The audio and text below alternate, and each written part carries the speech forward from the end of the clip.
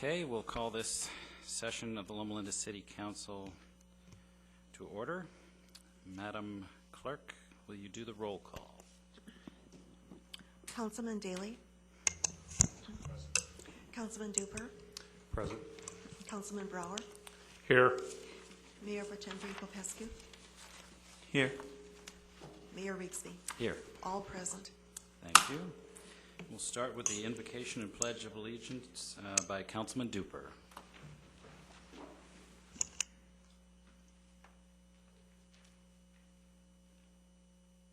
Dear Lord, thank you for allowing us to come once again to this forum to make decisions for the best and betterment of the citizens we serve. I ask that you guide us tonight in those decisions and that the outcomes be beneficial to both the citizens and the city and to you. And thank you for keeping all of us safe and bringing us back here again.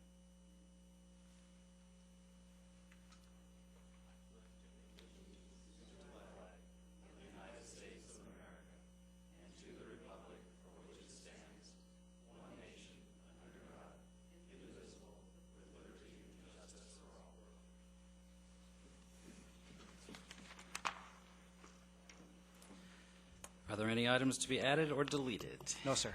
Thank you. This is the time for the public to make comments on any items not on the agenda. So anyone would like to come forward? I've received no slips, and I see no people jumping up, so we'll move on. There will be conflict of interest issues, and we'll deal with those as the time comes. Then we'll go to our scheduled and related items. Our first item is Historical Commission report on proposed development of criteria for marking locations of buildings and or sites that have been demolished or replaced.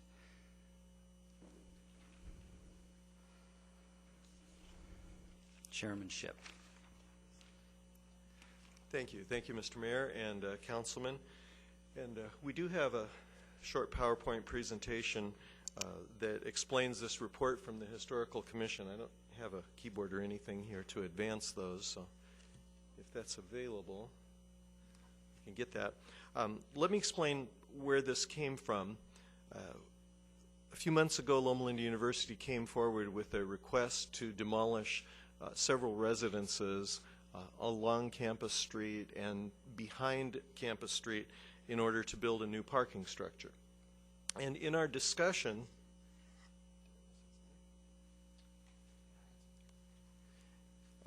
okay, they'll find it. In our discussion, we had absolutely no difficulty, thank you, with, there we go, with the demolition of those structures. However, during the discussion, we found that one of the homes had been the home of Dr. and Mrs. Carol Small. Dr. Small is a notable teacher and researcher connected with Loma Linda University for pretty much his entire career. And Commissioner Hodgkin and others discussed that it's a shame to lose the home of someone so significant in the community and not have any kind of marker or remembering of that site. Certainly Dr. Small is remembered with the Alumni Center and with other places on campus. That's not an issue, but it is the site of his home that is about to be lost, and we thought, well, perhaps we should discuss some way to mark places that are of historic significance. And so we set up a working group, a subgroup of the Historical Commission that's met 3 times so far to talk about the need for a uniform historic marking program. Loma Linda, the city, has never really had such a program. The university has several sites on campus that are marked, but the city has really never had any sort of uniform marking program to identify our historic sites.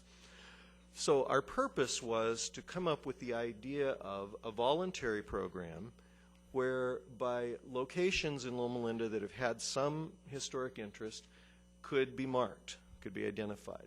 We're talking about the homes of people who have had some significant impact on our history, locations where important buildings once stood, and locations where significant events occurred. And really this is to fulfill a requirement of the municipal code. Please don't try to read the next slide. in its detail. It's all part of the city code under Chapter 17. But this Historical Commission is required under our commission to identify historic resources. And A through J simply describe the process and the criteria that we would use. It's very interesting to people who are interested in historic preservation, not so interesting to everyone else. But it is part of the Bible, if you will, of what we use to identify historic resources. So we have discussed a nomination process whereby a property owner who owns a historic site, a home that was built or lived in by someone significant in the community's past, or a place where something important took place, could nominate their own property. In the event that a property is brought to the Historical Commission with a request for demolition, we could, as part of the mitigation for that demolition, say, certainly you may demolish it, but we want some sort of marker there to identify the site. That would be the situation with something like the Dr. Small home. This plan is not in place, so we really had nothing to say to Loma Linda University about it except to suggest that maybe in the future we might encourage them to place such a marker there. And then the commission or other city citizens might nominate a property, but then again the property owner would have to approve it, and someone would have to come forward to pay for the plaque or the marker. We've had a really bad history with bronze plaques lately. The city has lost several historic markers in the last few years to salvage people, those who go out and steal them to melt them down and sell them the metal. And that's been going on not only in Loma Linda, but all over the valley, the state, and the whole United States. It's a serious problem right now, painful to people who have saved a lot of money, put it together in historical societies to try to identify historic places, only to have those very expensive bronze plaques stolen. So we looked in another direction at granite, which is about 1/10 the cost of bronze and is not likely to be stolen because it doesn't have any intrinsic value. It's just a rock. These can be photo engraved, and a plaque of the size that we're talking about can be purchased for as cheaply as $129 on the internet, and that includes shipping. And it's a nice high quality photo engraved piece of rock. A larger size is a little bit more expensive. So there's the company that we have looked at. They've made plaques for the Loma Linda Parks and Historical Society, one of which we installed in the Heritage Park earlier. Loma Linda University requested, Bob Frost met with us at one of our working group meetings and said that since the university has a tradition of using bronze plaques, they would like that to still be an option for the university if they're marking a historic site on campus. They have very good security. They have not had a history of their plaques being stolen, I think because most of the university properties are very visible. They've got great security, lots of people around. And our original thought was to embed granite markers in the sidewalk. We met with the city manager, Typet, and he would prefer markers to be mounted either on a building or maybe off of the sidewalk, elevated and angled so that they wouldn't be a slip and fall hazard. So we're taking all of that into account and would not have any problem with either of those suggestions, either that a property owner, the university, for instance, be allowed to use bronze if they're willing to pay for it and take the risk that it could be stolen. These are some examples of kind of typical historic markers that you'd find around the country. They provide a small amount of information about date and place and significance, and that's what we're looking toward. We wanted to have a name for this program, and that has not been decided yet. We've brainstormed a little bit, and nobody has loved any of the ideas we've come up with, but we're talking about something like links to the past, pathways of history, something like that, that would identify that this is a part of the city of Loma Linda's history, and then some sort of logo. And we had volunteers, 2 artists from our community, I'll get to that in a second, who have given us a concept drawing, and I'll share the details of that in a moment. But we're not sure yet how that's going to go, and the reason we're coming to you at this point is that we want to get some council feedback on whether or not this is a project worth pursuing, if we should just let it die, or if we should keep moving forward. We think that it's something that would not be very expensive to the city, would be voluntary, and could result in some of our historic sites actually being marked for the future, and that's of value to all of us. And there would be a nomination form. There would be some sort of a form that the commission would develop, that a property owner could nominate a property and say, I'd like to have my home marked because it's significant in this way, who built it, who lived in it, what happened there. And we had two artists, husband and wife, Hummingbird Sirois and Herman Gallardo, who have done a lot with the Senior Citizen Center, teaching art classes there. And they've given us a concept drawing that includes the citrus industry, the valley, the mountains, the railroad, and then the commission asked them to please be sure to include the original Loma Linda Sanitarium building, the Mound City Villa, which was not in their original drawing. So we don't know yet how much the artists would charge for the use of their drawing as a logo, but we thought it would be good to have a logo that identifies this program so that anyone who sees one of these markers would recognize that that's part of the Loma Linda City Historic Marking Program. If it turns out that they're too expensive, the working group also talked about having a contest for local students and seeing if, at a smaller price, a prize, we might be able to offer a commission to a student artist to create the artwork for the program. So the next steps would be to make a recommendation to the City Council, which we're not doing yet. We're not at that point yet. If the council agrees, then we would commission the artist to create the basic design elements. We would work with staff to develop a nomination form, and then we'd ask the city manager to have his people put together some sort of plan for the installation of these, because it would be up to the city to install them, unless it was on a building, in which case the property owner would do it. So our question at this point really is, this came out of something that seemed like a need to the Historical Commission. It seemed to us that we need to start as soon as possible to mark our historic sites. We have a lot of them. They're identified. There have been a number of studies done. We know some of our historic properties and sites, and it would be very neat if people could drive by, walk by, and say, that's where this person lived. That's where John Burden lived. That's where Dr. Shryock lived. That's the Frank Adobe.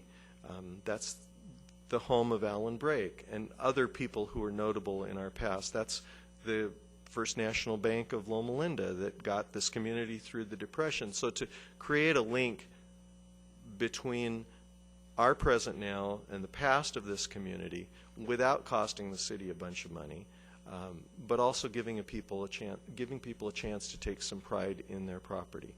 So I guess what I'm asking for now is just a little bit of feedback from the council, and maybe your ideas on where we should head from here.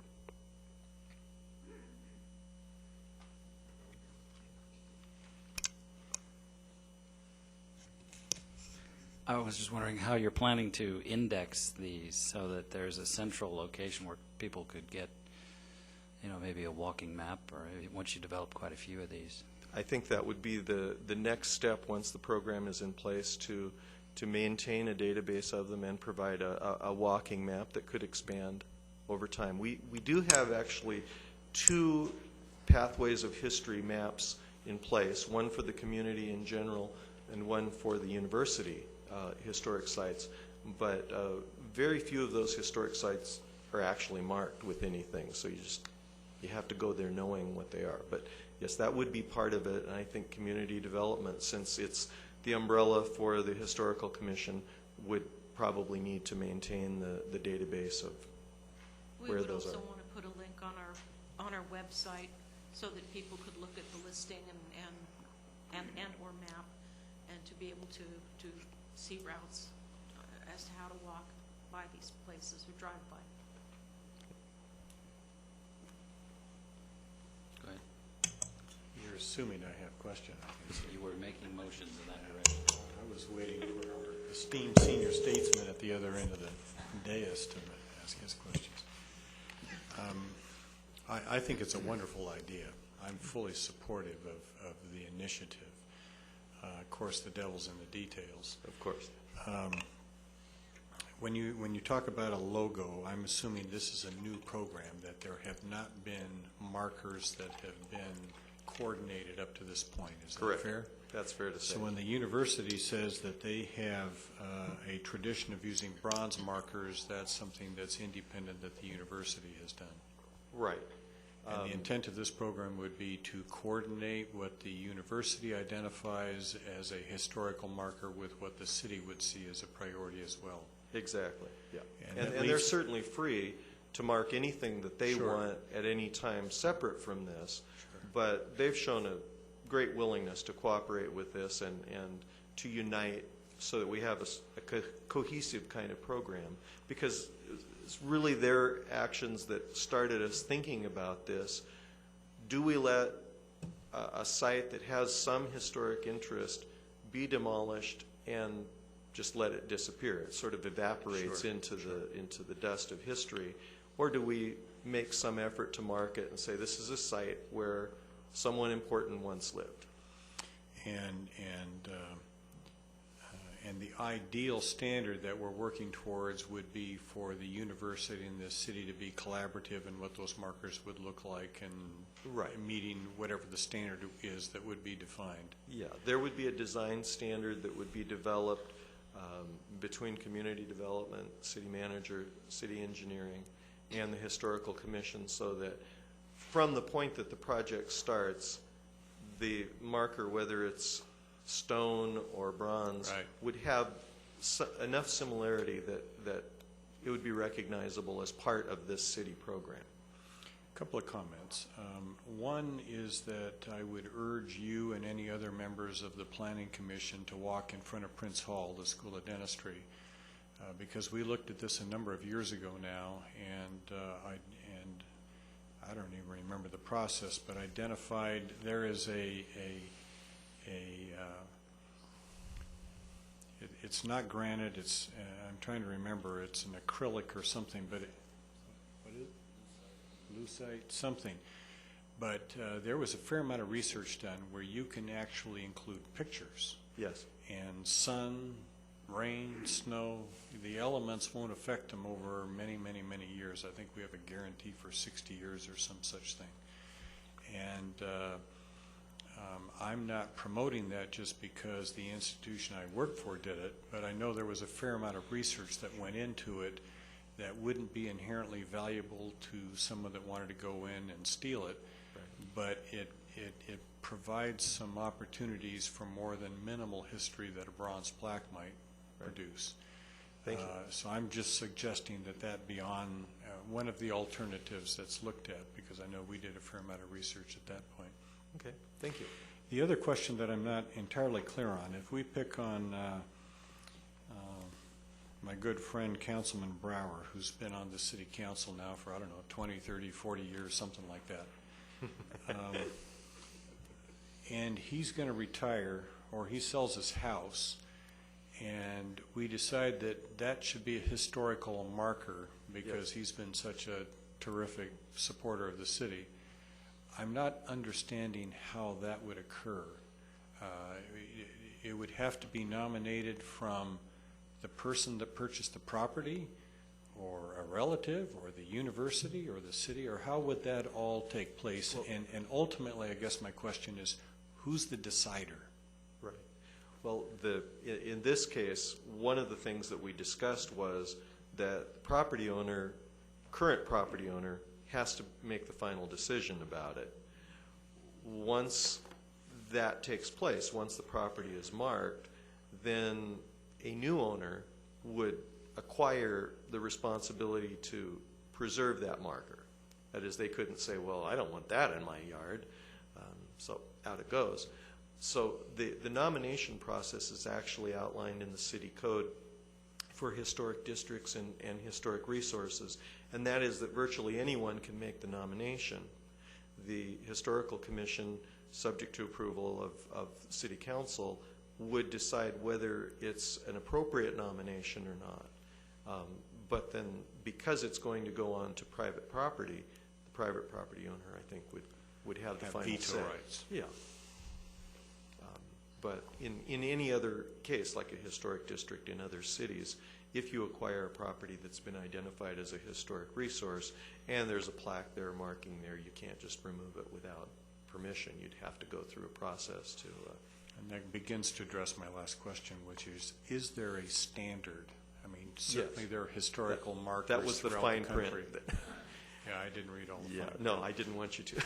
But it is there, and there is a process that's outlined in the Secretary of the Interior's guidelines for historic preservation, and there are certain criteria that are used to identify the significance of a site or property, and we would generally follow those as criteria for nomination. Okay. If I might, Mayor, some of these properties may not be historic at this point, but they are notable from a historic standpoint because of the person who lived there. As I recall, Councilman Brower's house isn't really very old, so it's more that. No, it's but by the notable time that it he was a lived historical landmark, it'll be older. well, I mean, I think this marking properties is a little bit different than actual landmarks. A landmark is truly a historic property that meets all of the criteria.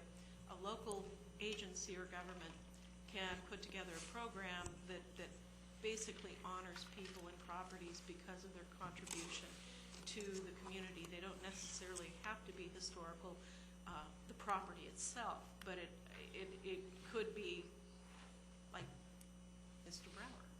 But if we let Councilman Brower relax for a minute, if we look at Dr. Carroll Small, Yeah. the same thing. He made many contributions to Loma Linda University, but there's nothing of particular historical note of the little house that he had. Exactly, but Correct. you want to note that is where he lived and that he was a contributor to the direction the city or the medical center went, or something in his life affected this community. Well, that being the case, I'm confident Councilman Brower will have a historical landmark on his house at some point. On his fairly new house.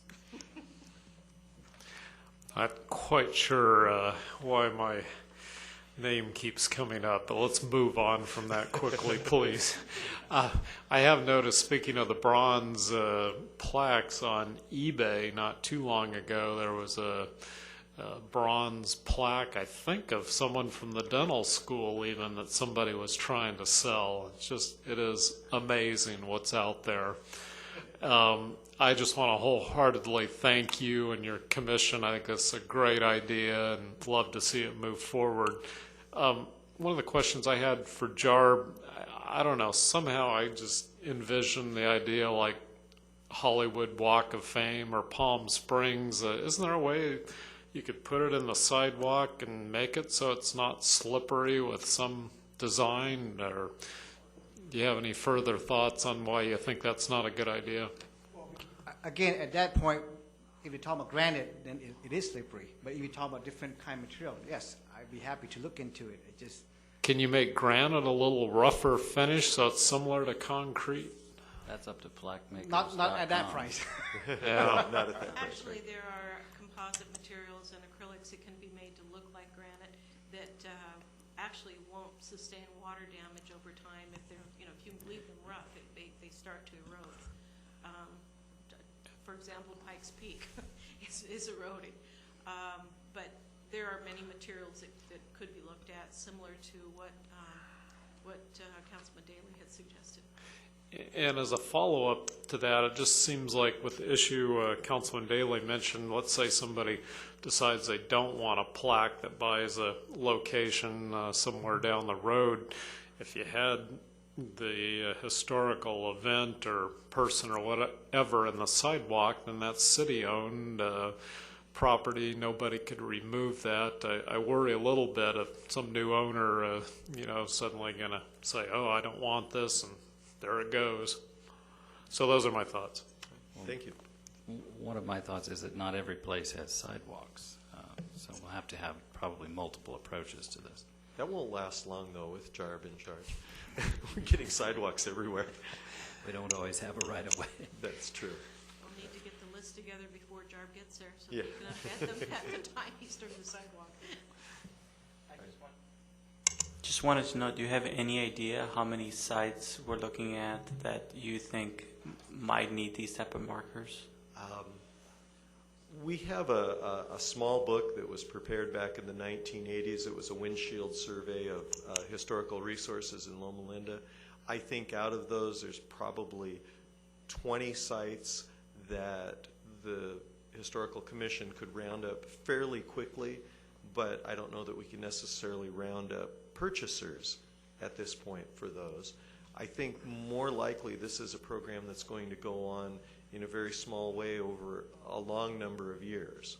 That is, with Loma Linda University owning substantial parts of the community around the university and plans for growth, every year there are a few requests for demolition, and it would be helpful to have a tool to say, absolutely, tear this house down. It's either structurally unsound or it doesn't rise to the level of a historic landmark. However, we would sure like to see that place marked, and this gives the institution or the property owner a chance to go forward with their plan, but also to give the community some memory of what happened. So I don't think there would be a flood of these unless people really got on the bandwagon and said, wow, my neighbor's got one, and I know my house, somebody rather important built this house or lived here at one time, I want to get on too. I don't know that that would happen or not, but I wouldn't see a huge flood of them. I think it would start out fairly small, and year by year there would be more added.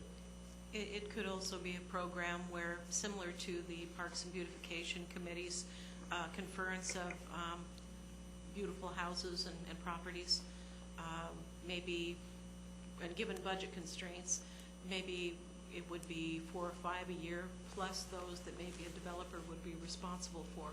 And it could even be a formal program where they would be nominated and have something at the installation dinner again.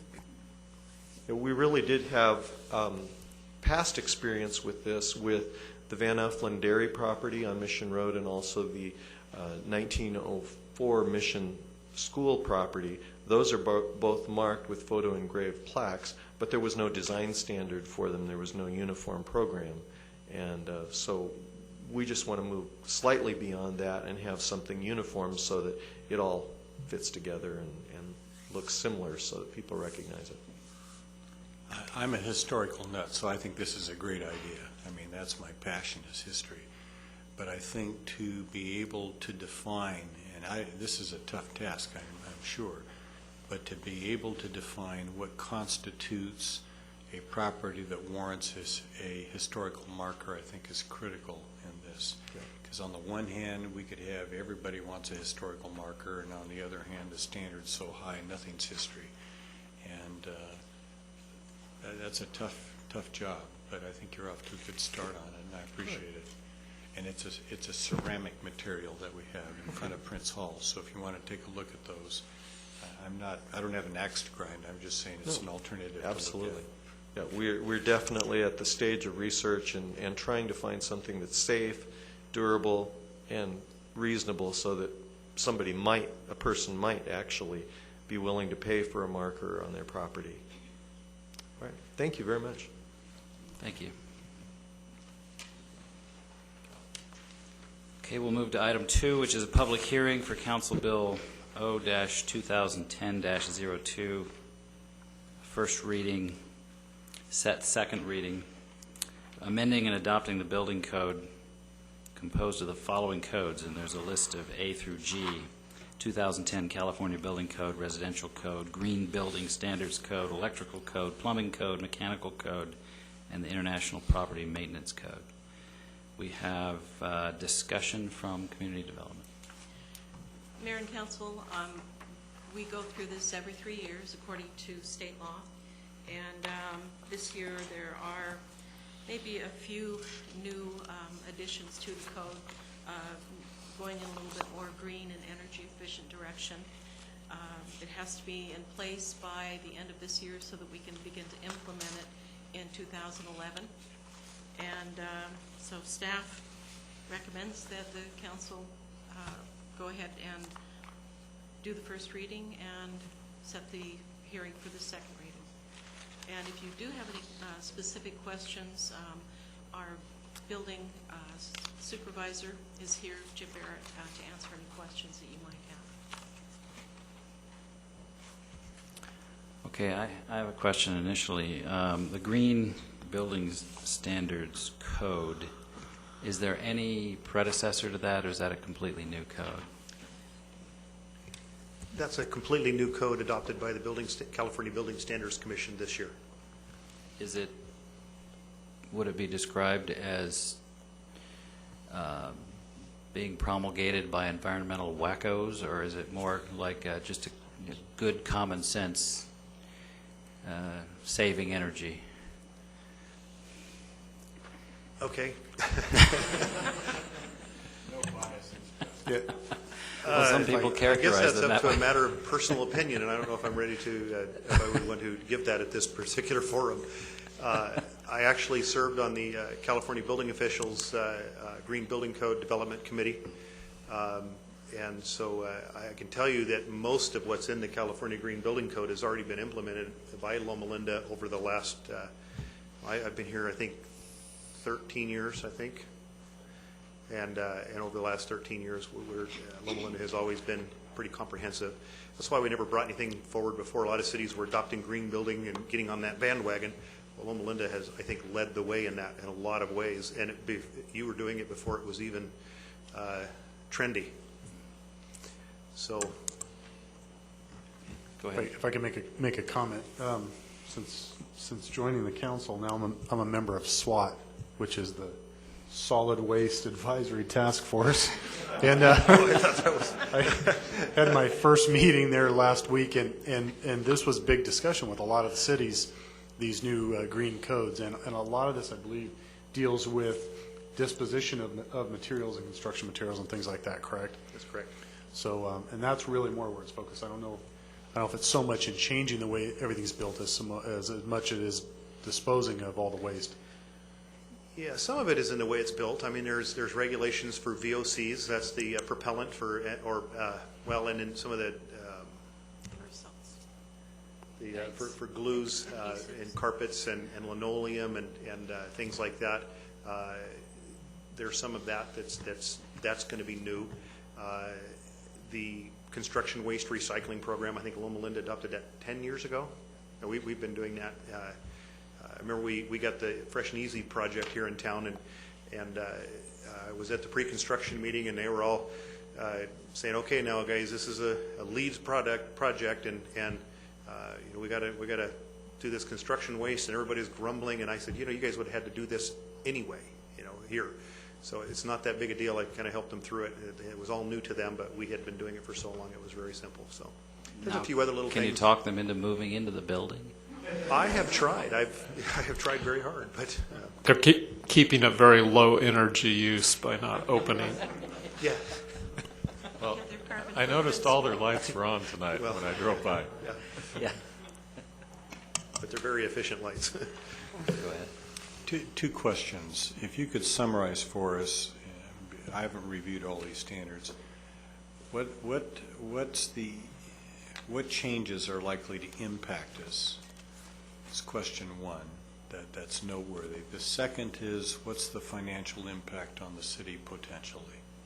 There'd be no financial impact on the city. These are codes that are adopted across the state of California. They're based on international codes that are adopted throughout the world. 5-6 years ago, the three main code bodies in the United States and the world all combined into the International Code Council. The changes that are made in the code are very minimal. After we have a major seismic event somewhere, they'll learn new things, and they'll come in and say, okay, this new earthquake happened with this type of frequency, and so they'll say, you know, we need to address this particular issue because we saw this failure.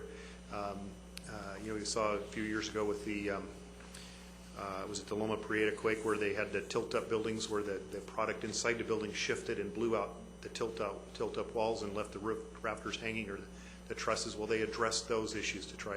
So each time there's some sort of significant event, whether it's hurricane or whatever, they may modify the codes. And the international codes are regional, so there's some things that address things that are in California. You know, in Southern California, typically we don't have a lot of rain, so there's not a lot of water intrusion problems like say back east or, you know, Florida, where they have a lot of rain. So the changes aren't real significant. There's nothing really major. It's just So to come back to Councilman Duper's comments, in terms of disposal of materials that we need to get rid of, we don't anticipate any additional costs in doing that. no. Okay. So we've been doing Thank that you. stuff we've been doing already. And most of that, it directly relates to like the contractors and things that are doing business, and that's their responsibility too, Correct. For the most part. Yes. Yeah. Question, reveal my ignorance, but I think there are some that have the question about water pipes that you hear in the news, and I'm ignorant enough to know whether it's the PVC or the copper, but you hear some communities that the pipes get eroded and big problems. I don't know which is which. Do we have a problem here? Do these standards address any of those issues? No, actually, that has been addressed. It's been a long, drawn-out battle, and there's one side that has continually challenged the EIR. The state will approve certain plastic pipes that are used. California is the last place in the world that's not allowing that, some of those plastic pipes. There's been numerous challenges, and so it'll be approved, and so we're letting it happen, and then it's challenged and they pull it back, and that's, I don't know, I've lost count, I've lost track. We have been allowing, as an alternate material, plastic pipe in Loma Linda. We have had some copper pipe failure, no different than anywhere else. And the feeling staff is that why put back copper that's already corroded? Why, you know, if there's a plastic product, and the code does allow for alternate material approval, so that's already been in effect, and so it's really not changed. But it's all settled now, and the last EIR challenge was dealt with. And so plastic pipe is an approved material now.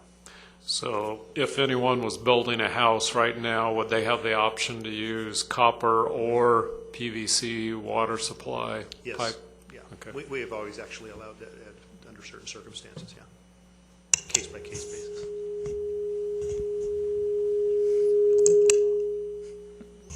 Got a lot of power tonight. Are most of these building codes related to residential, or does it affect commercial as well? Commercial and residential. Does it impact in any way medical facilities, or do they have a separate standard with different codes for that? It's all in this. It's all encompassing. Okay.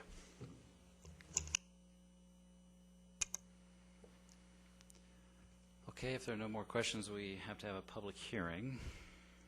So I'll open the public hearing. Is there any member of the public who would like to speak on this topic? Okay, seeing no comments coming forward, we'll close the public hearing, and is the pleasure of the council to move this council bill. I move that we adopt Council Bill 0210-02 and adopt these building codes. It would be the first reading. I'll go ahead and second that. Okay. Does that also set the second reading for November 9? Is that our next meeting? Okay. Then we'll say that the motion includes that. Can't move all of them at the same time, huh? Well, I move that we adopt Council Bill O as an ocean 2010-03. Oh, no, is that the correct one? Yeah, that's correct. 02. Am I looking at the wrong place? Yeah, it's item 2. Yeah. I'm sorry, 02. Yep. That was my motion. Okay. I'll second your second motion. Amended, I guess. Okay, is there any discussion? Is there any opposition? Seeing none, it's adopted. The adoption of these codes is mandatory under the government code, and they do apply in the city whether or not we adopt them. So, Well, you just popped our bubble. We thought I'm sorry. we thought we had discretion. But there are certain circumstances where amendments can be made, but that's for another evening. Okay, we'll move on to item number 3, public hearing amending and adopting the 2010 California Fire Code based on the 2009 International Fire Code. Thank you, Mr. Mayor. That basically the same 3-year process as the building department just described affects the fire department as well, and Fire Marshal Jamie Gray will give you that presentation tonight.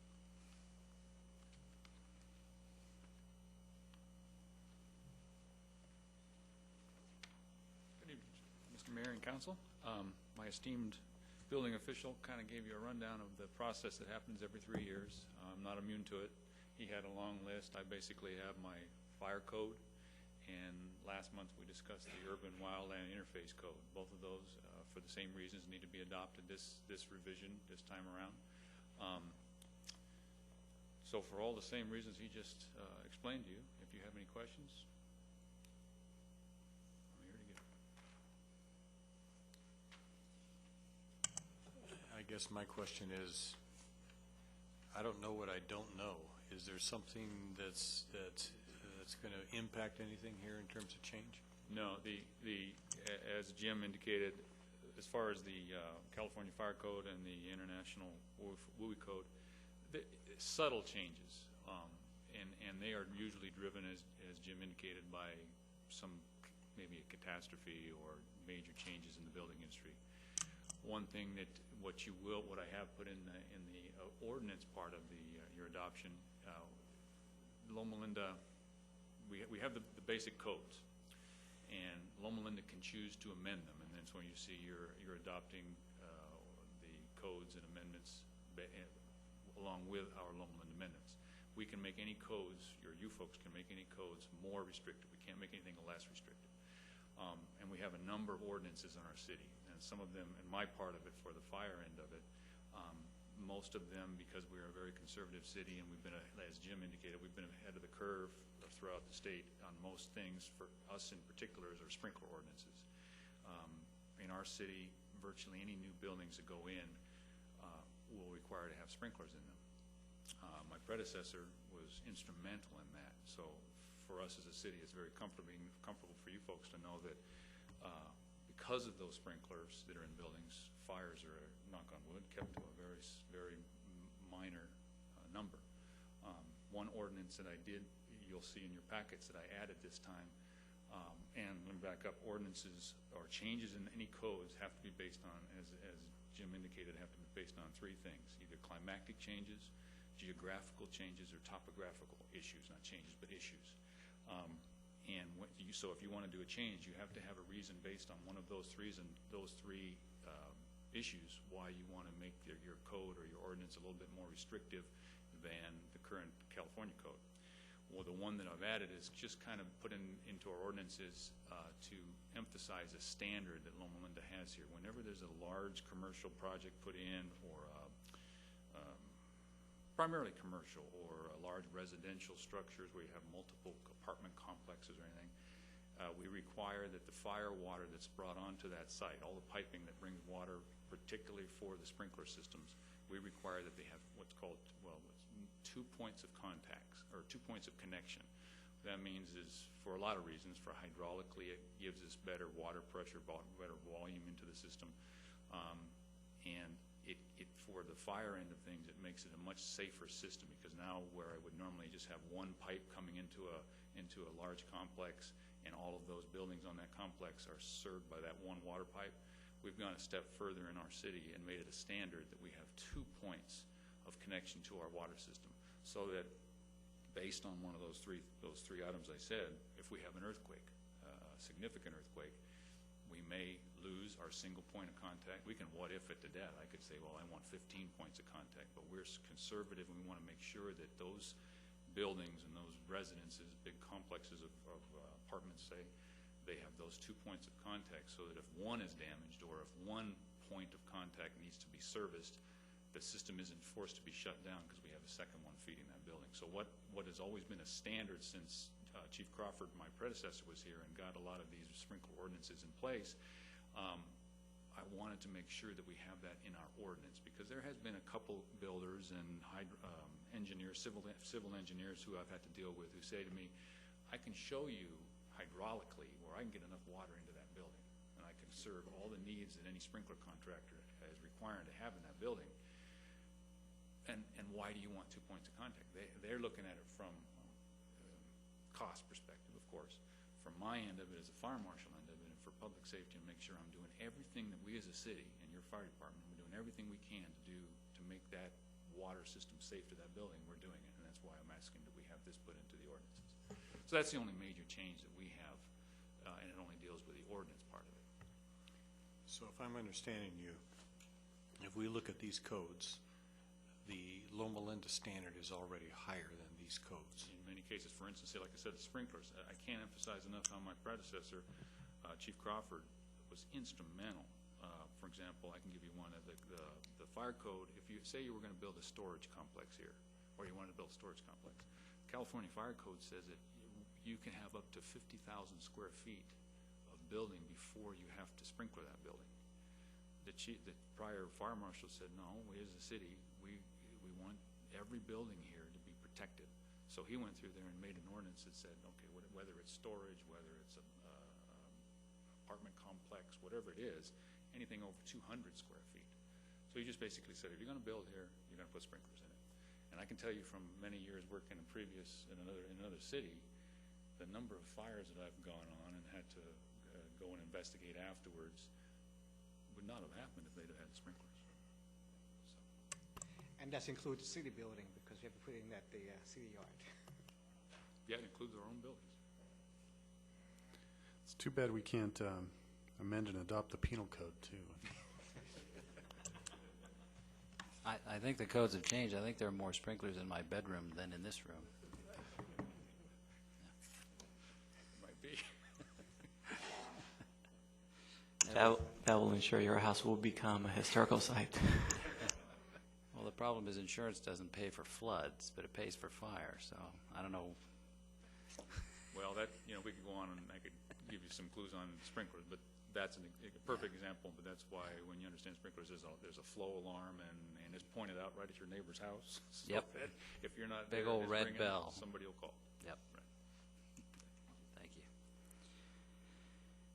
So the structure of this is that we have a Council Bill R-2010-39, which adopts findings. Do we have to do that before?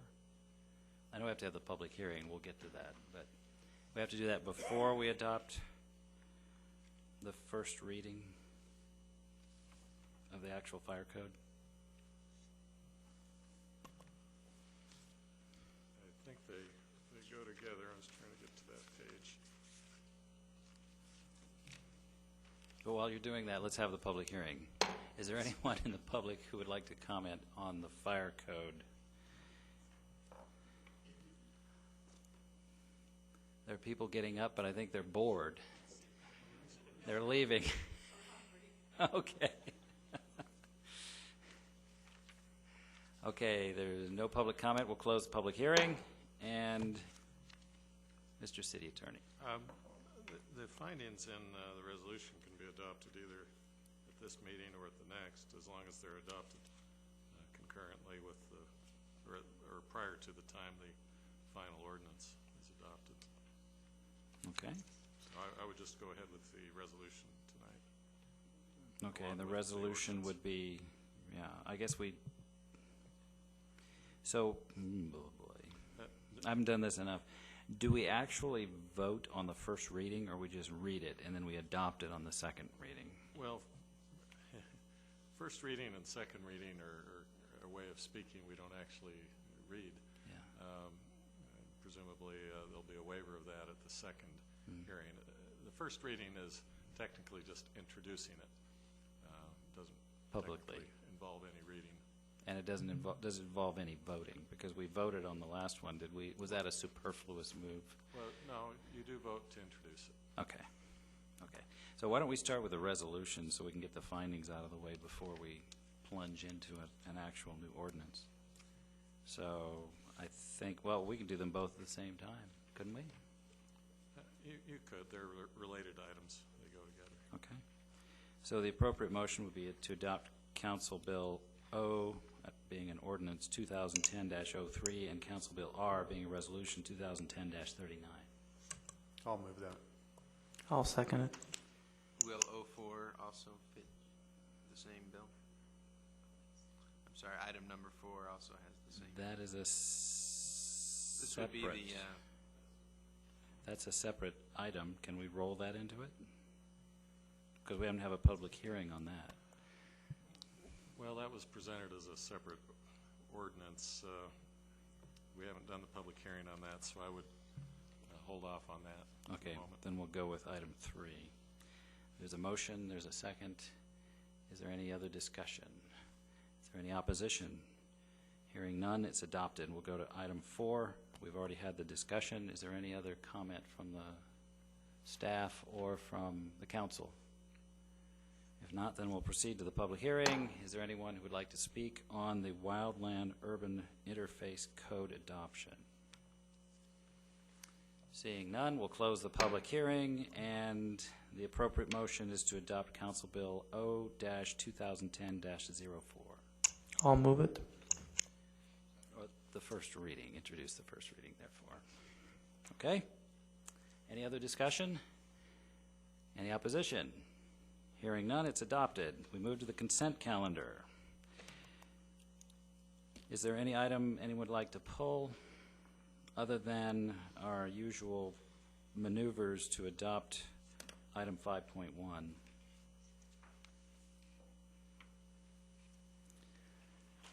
Okay, nothing to be pulled, then why don't we deal with items 5, 6, 7, 8, 9, and 10 right now and say 5.1?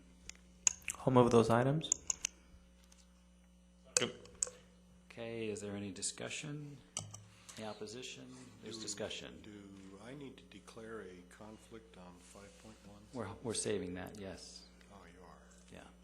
We're saving that for immediately after this vote.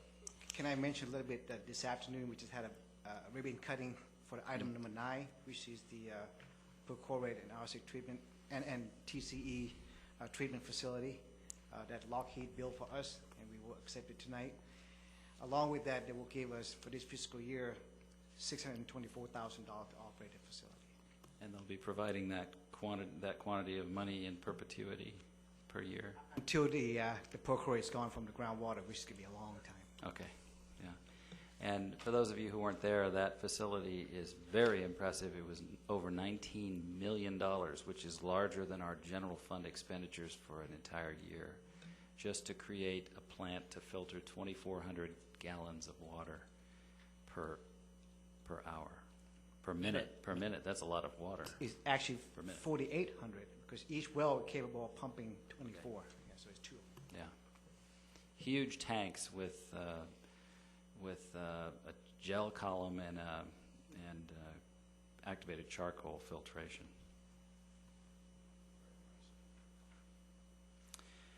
Okay, we have a motion and a second on the items, save item 5.1, and is there any opposition? Hearing none, it's adopted. Now we'll go to 5.1, and I believe we're going to use the same 3 who drew straws last time. Yes, Mr. Mayor, as you recall, we previously drew straws, and it was determined that Councilman Duper, Daly, and Pescu would participate as to these items, and it makes sense just to continue with those 3 in the future in an abundance of caution and to avoid any possible appearance of a conflict. Okay, Mr. Popescu, you have the helm. It's going to be simple. We have item number 501, which is a number of items related to Loma University demands register. Do I hear a motion? So moved. I'll second. Do I hear any opposition? Hearing none, it is so ordered.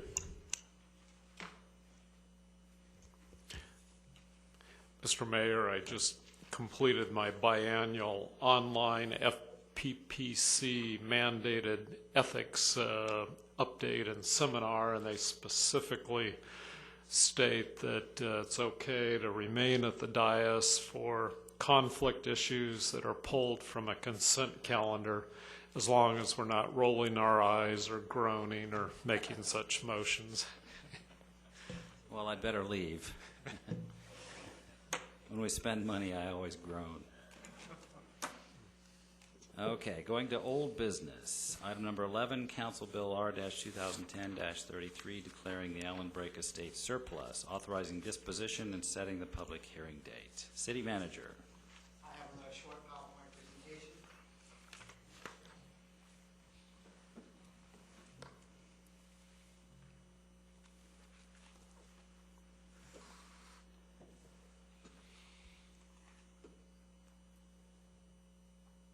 Can we go to the first slide, please?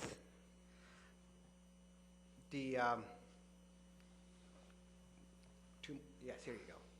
The Allen Brake Estate is located at pretty much almost at the end of Allen Way, which is, you go down south on Mountain View, you turn right on Anderson Way, and the house is on the south side of the street. A little background, back in August 1995, the city purchased 60 acres of property for $260,000. The funding for that came from the Park Development Fund. With that, there's a house at pretty much at the tip of that property called Allen Brake Estate. At the beginning, we have the city employee live in that house just so that we keep the house maintained and so forth. Well, the house had been vacant since March of 2006. Since then, we have numerous repair and we have people vandalize the place. And on December of 2009, the city council authorized the staff to repair the house and subdivide the land for potential sale of the house. So what we did was we subdivided the property into 3 parcels. The small parcel is where the house is approximately 1 acre with the house on it. Just to the left of that little triangle piece is 4.5 acres. And the remaining parcel, we can leave that as the Horticrux Park. In June 2010, we have the property appraised. The house with 1 acre was appraised at $295,000, and the 1.5 acre of land is appraised at $97,000.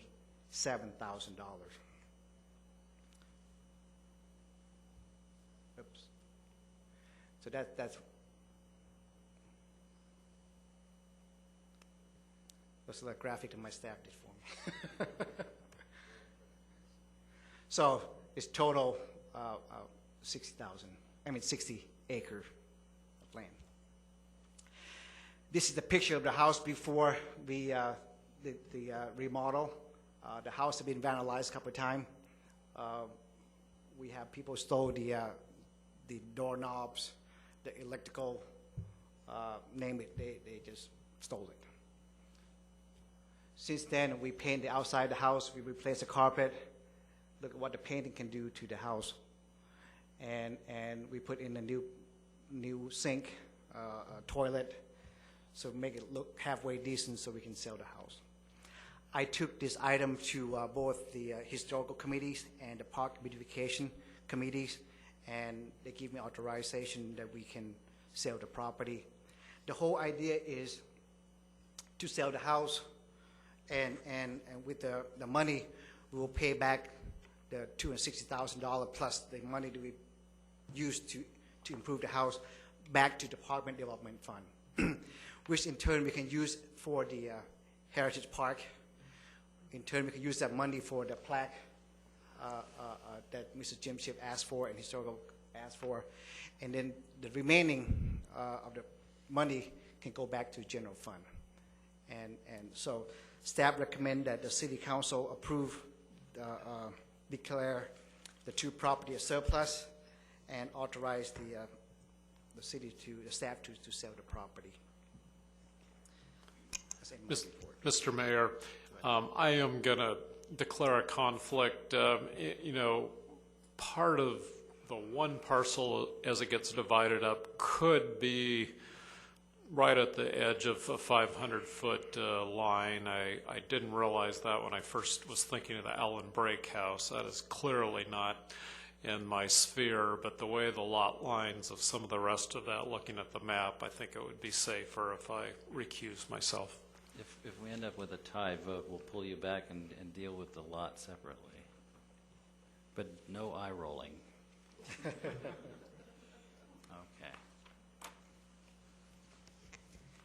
Councilman Duper.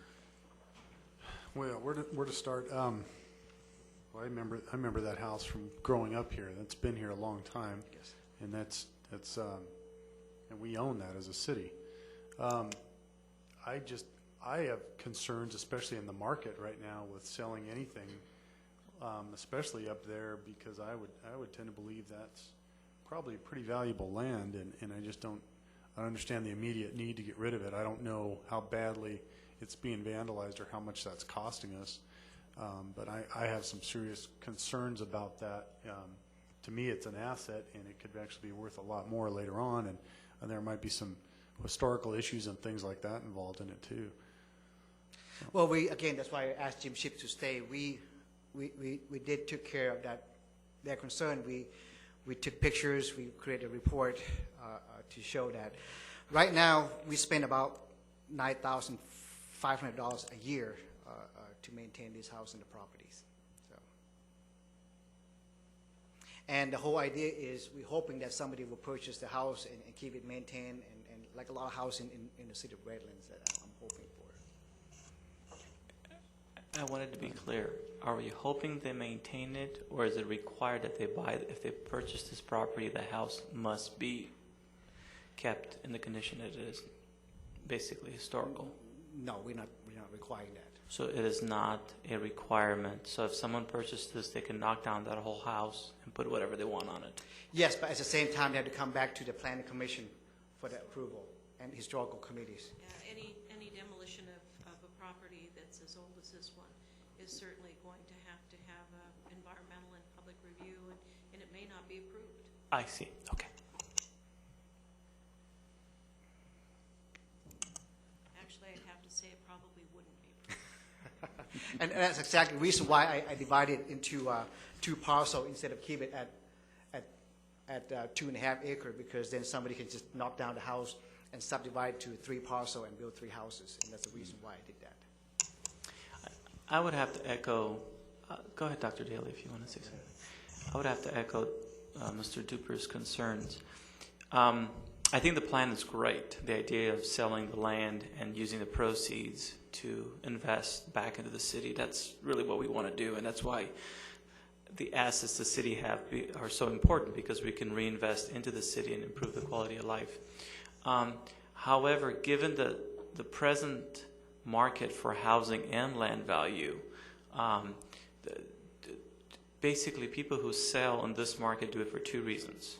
One, they cannot afford to pay the mortgage. There is no mortgage on this. You know, it's free and clear. We own it. Or number 2, they desperately need to have the money. How desperately do we need it? Well, I mean, could we live without it for a while? I would venture to guess that we can. I noticed that you did a fair amount of remodeling, which is very nice. I'm not sure whether it's enough for someone to actually live in it, but perhaps. I haven't been inside of it itself, so I can't, judge just from looking at pictures. I think there's plenty of people that might consider living there. It is probably one of the best views in the city for a house. So it's an amazing place as far as location on a beautiful, beautiful street. So my concern is that, yes, I think we should sell it. I'm not sure this is the best time to sell it. I'm not sure we're going to get the most amount of money we possibly can for it. That's my concern. What's so unique about Loma Linda, and especially at the foothill, the price doesn't go down that much. Actually, the price doesn't go down at all. That's what's so unique about city of Loma Linda, and especially that part of town.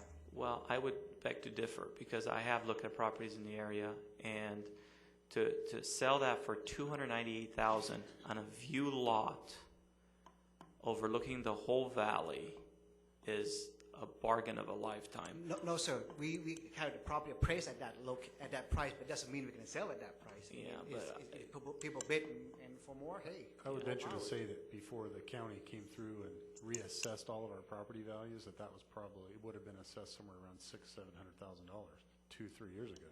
Well, I've seen 1 acre lots, view lots, selling for as much as $200,000 to $300,000, and so, I mean, if the council is inclined to put up for sale, I think we should do so, and decide on how much we want to sell it for, rather than just leaving it up to our appraised value and whatever offers come in. But overall, my concern is that we should not be in a hurry to dispose of important assets in this market. That's my number one concern. And there's a 60,000 square foot comparable right next door. We should be able to use that as a comp. My concern about not selling it is that we have that cost of maintaining it, and then we have the cost of whatever vandalism is done in the future, because there's nothing like a family living there to keep vandals out. That would, of course, not be terribly helpful if somebody just bought it as an investment and just let it sit there and be vandalized and intended to tear it down and could use vandalism as an excuse for saying it's no longer historically helpful. But you're shaking your head and saying that wouldn't be a very good excuse. We would still protect the property for its historical value, even if it's vandalized? Oh, yeah. It would have to be falling over before we would use that as an excuse to allow demolition. You would really have to have a structural issue with the building itself. And the community has already determined that it is a valuable historic structure. And there are many watchdogs in that neighborhood that are concerned about that house. Sir. I guess I had two observations. One would be that I think what we're discussing is what's the cost-benefit ratio in terms of retaining it or selling it. That's an unresolved issue for me. I don't know. And I would need to see some numbers to have some sense for how much does it cost us to retain it and keep it secure and so forth versus sell it off. The other is I'm also unclear on what the historical perspective, because I hear it's an old house that's been there a long time and has historical value. But we just finished talking about historical signage, and I don't hear anybody volunteering to put up some kind of a sign that identifies that. I don't know if Jim's the right guy to answer this or who, but what is the historical significance to that house? He know more. It's an about old that house, than I do, so. accept that, but outside of that, I don't know.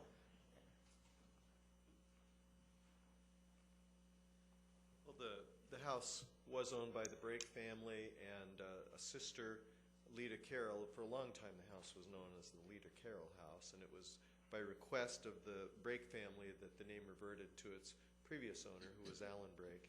Brake family was involved in the citrus industry and also in county supervisor role for I don't know how many years. How many? 32 years.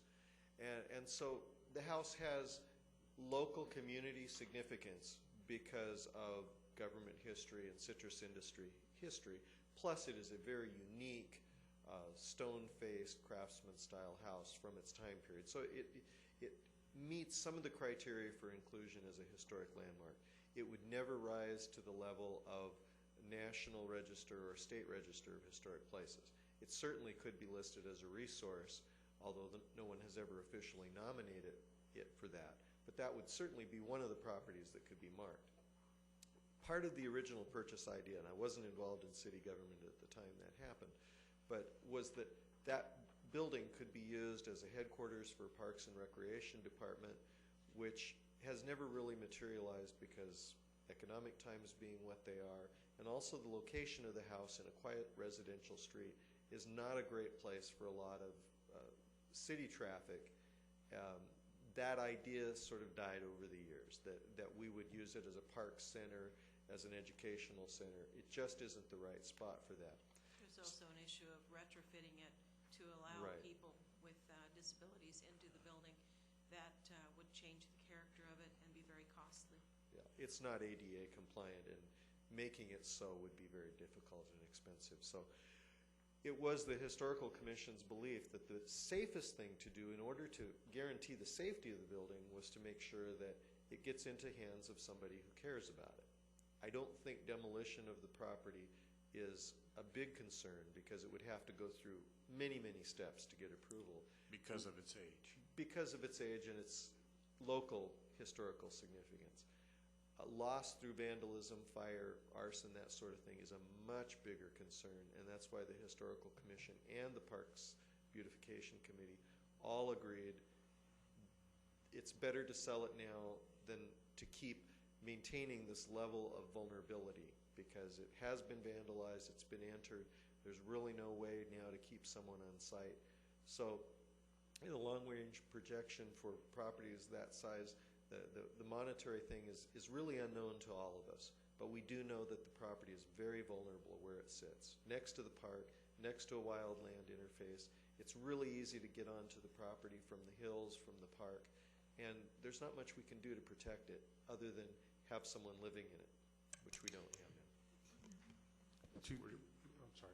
We're talking about just selling the house and that roughly acre around it. Yeah. And we would retain the other 58, 59 acres. Correct, as part of the South Hills For what Preserve, purpose? Holder Crooks Park. Pardon? For what purpose?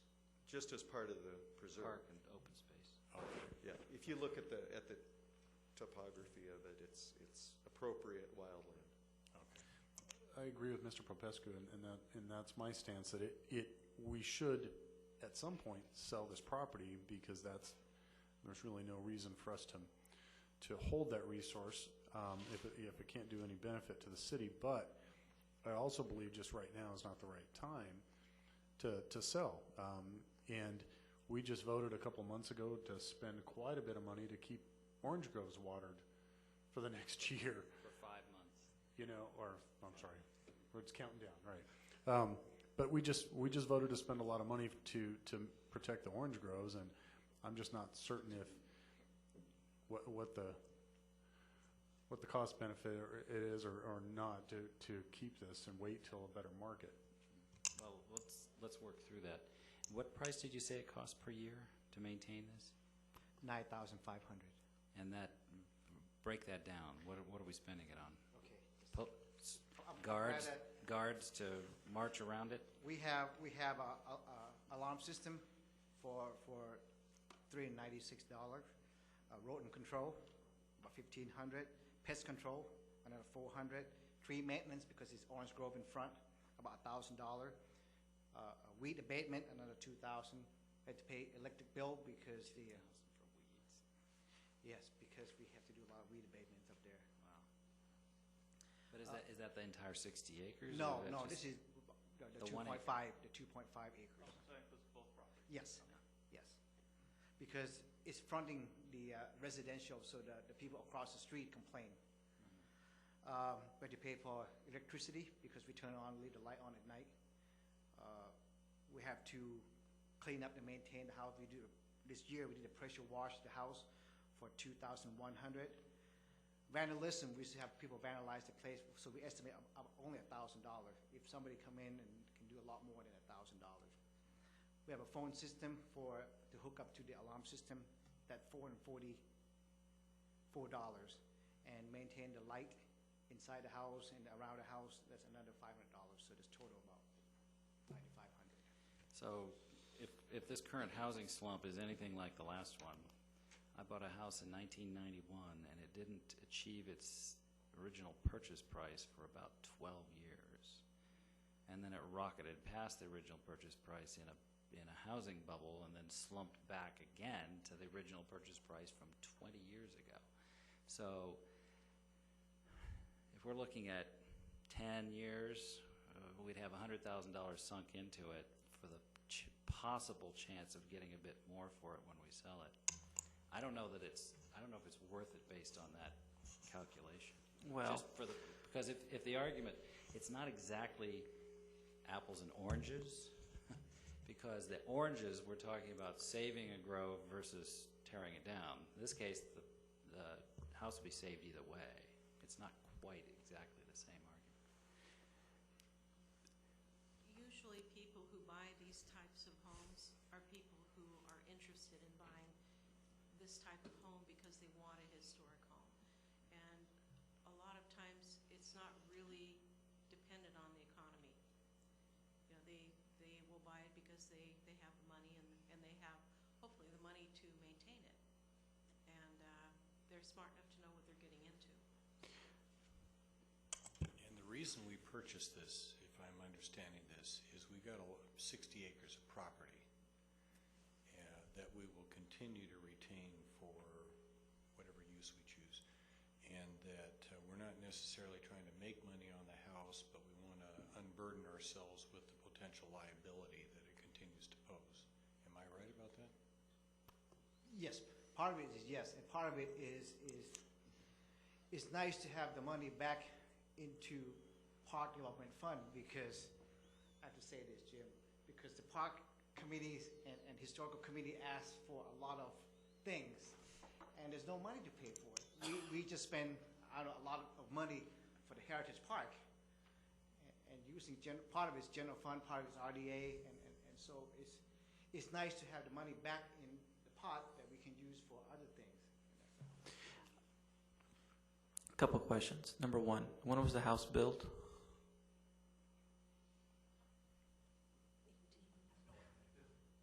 Is it 70 years old? Oh, I think it's older than that, don't you? I think it was built around the turn of the century or even earlier. Okay. And what is the square footage of it?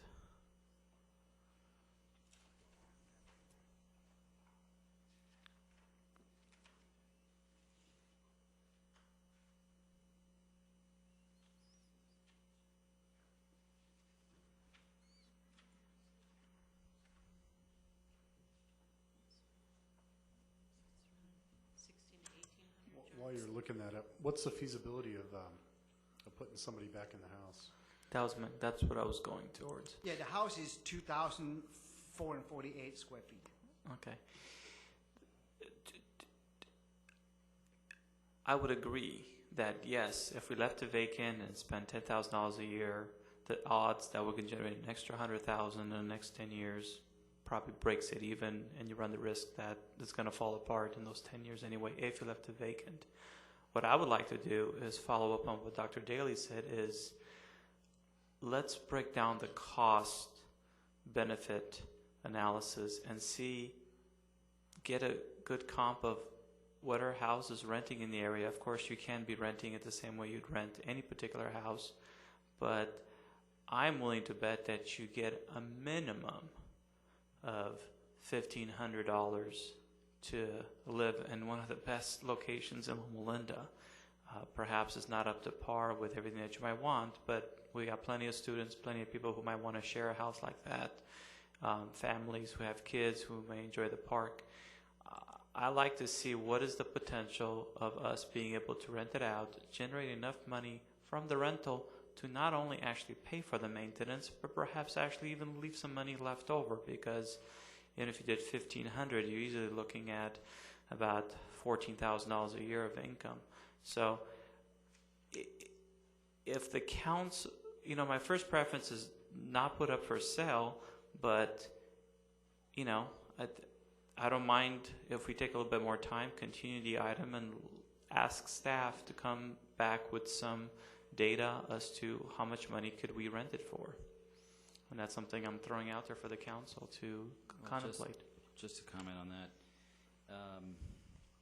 we have some experience being landlords in the affordable housing arena.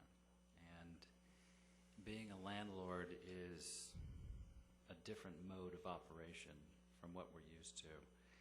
And it's not necessarily, you don't necessarily want to rent out a historical building, because just taking the position of the Historical Commission, I would think that a proud owner would take better care of a historical property than a renter. So from a historical perspective, I would favor selling it to a proud owner as opposed to renting it. If it comes to the financial analysis, I think rentals, most people only make money on rentals because of the tax breaks and various things that are added in, and the actual cash flow is not necessarily a positive one. Yes, we don't have a mortgage on it, but yes, we do, because we spent that money back in 1995 that's not been reimbursed and it's earned no interest. So to me, I have two different analyses. One is what's the best thing for its historical preservation, and I think private ownership is the best for that. As far as what's best for the city monetarily, it's a crapshoot deciding whether you want to invest $10,000 a year in something that might depreciate in value. It might become vandalized to the point where it would cost another $100,000 to fix it up. So I didn't come into this with much in preconceived notions, but I'm leaning toward at least dipping our toe into the real estate market and seeing what it would draw, what kind of offers it would get. Mr. Mayor, we do have an interest list. Some of those that are interested, it appears may be brokers, and perhaps they may have someone interested in actually purchasing the house to live in. But there is another couple who is relative to the Breaks, a grandson, that's very interested in bidding on it and living there and keeping it as a historical structure. Now, help me with, as a city, we are hamstrung in the marketplace because we can't,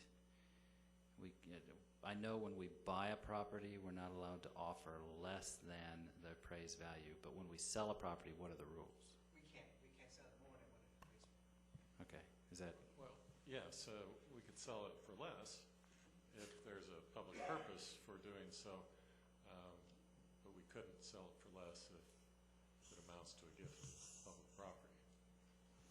Not to debate my good friend Dr. Rigsby, but we are countering ourselves. We have actually moved 2 old houses and we have kept them because we want to preserve them. So we are in the business of preservation. The idea that somehow we cannot preserve a house just because we might have people living in it doesn't make sense to me. Well, that's not the argument. The argument was that all things being equal, preservation is more likely to occur if there's a proud owner preserving it.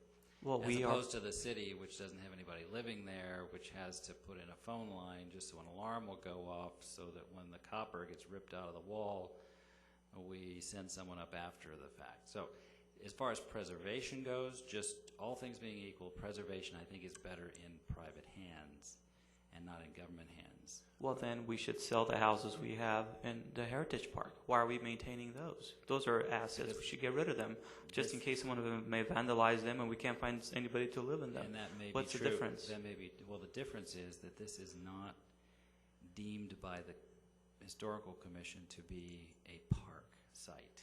It's right next to a park site. But let me weigh in just real quick on the argument that's brewing over here. We might have a tied vote. We have to call stand back. We might have to because do that. the Allen Brake estate is more than 500 feet from his property. I would venture to say when we had a city employee living there, he wasn't living there rent-free, was he? Yes. He was, okay. But I would venture to say that employee was taking care of the property probably very well.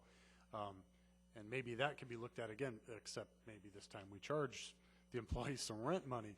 But that would be somebody who'd be more vested in the upkeep of the property as opposed to a general renter. Also, charging a higher price, I don't think $1,500 is going to draw the right kind of renter that you maybe want in that type of building, but you could probably put it out there for $1,000 more and get a different class of renter in there. So I'm hitting the ball back. Then you have to fix it up nicer. You have to actually...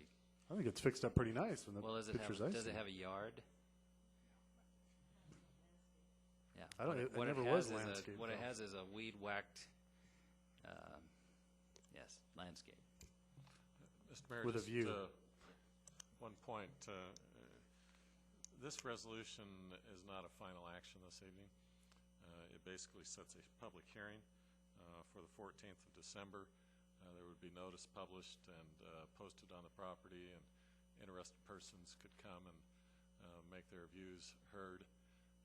And even after that fact, if the council at that time authorizes a sale, there would still be negotiations with buyers, and ultimately the council would have to approve any final sale. So this tonight would not be a final action. And what would the notice say?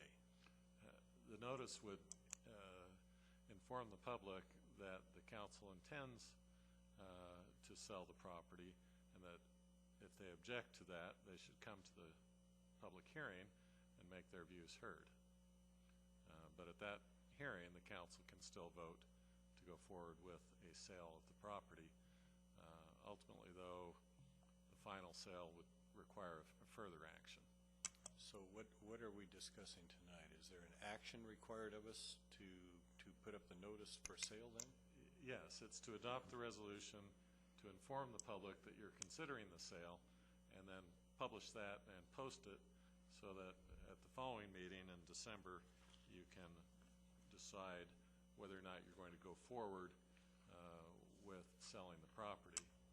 In that case, I move the resolution. Can we further discuss? I have further questions. I would like to see if it could be seconded. If it's not seconded, it dies. I'll second it. Go ahead. It's alive.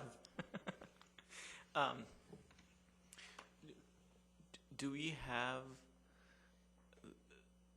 the legal right to put conditions on and put in a minimum sell price right now? Well, theoretically you could, but it's not really part of the resolution in front of you, so that could be addressed at a later time.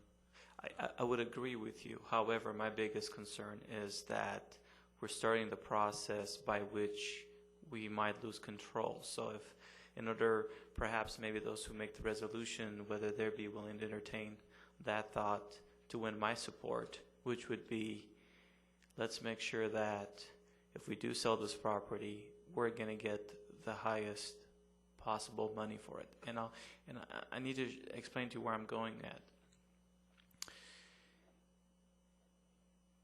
We sit on the airport board, and there's an agreement made with a number of developers over a piece of property in Rialto, by which if that property gets sold, the old Rialto airport, the proceeds, part of the proceeds come back to the airport to be invested in our airport here.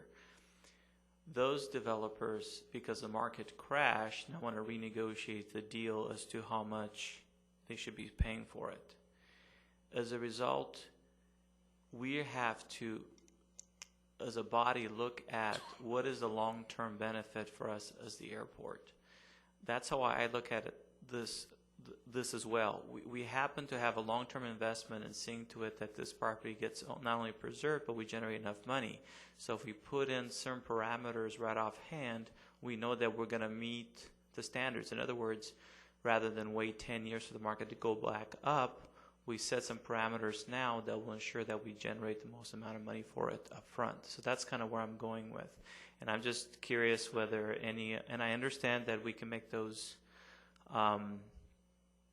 recommendations at a later time, because this isn't the actual action of necessarily selling the house, but rather just declaring the intent to put it as surplus property. So I'm just curious whether any of the council members would entertain any thoughts. I don't know about a specific minimum price, but I'm certainly in favor of the maximum price we can get for it. And if there's a list of interested parties, we could have a minor bidding war going on and get more than the appraisal. That said, when I looked at this thing in my agenda packet, I formed the opinion that, you know, this isn't a good time to be selling property, but I was under the belief that it was about $2,000 a year to maintain it. At $9,500 a year, it tips me in the other direction. So, you know, of course we're going to sell it for the most we can get. understand that sentiment that you're expressing. To me, it seems kind of a high cost to maintain a vacant house, and I personally think we could probably look at that a little bit closer and probably whittle that number down from 9,000, probably significantly. That I remember as a kid going up there, right? It's pretty hard to access that property now because of all the fence and everything from the park and the way the street's built now, and it's not the way it was. As a kid, we all went up there. That's what we did. We hung out. We ran through that house. I saw those pictures in my head before.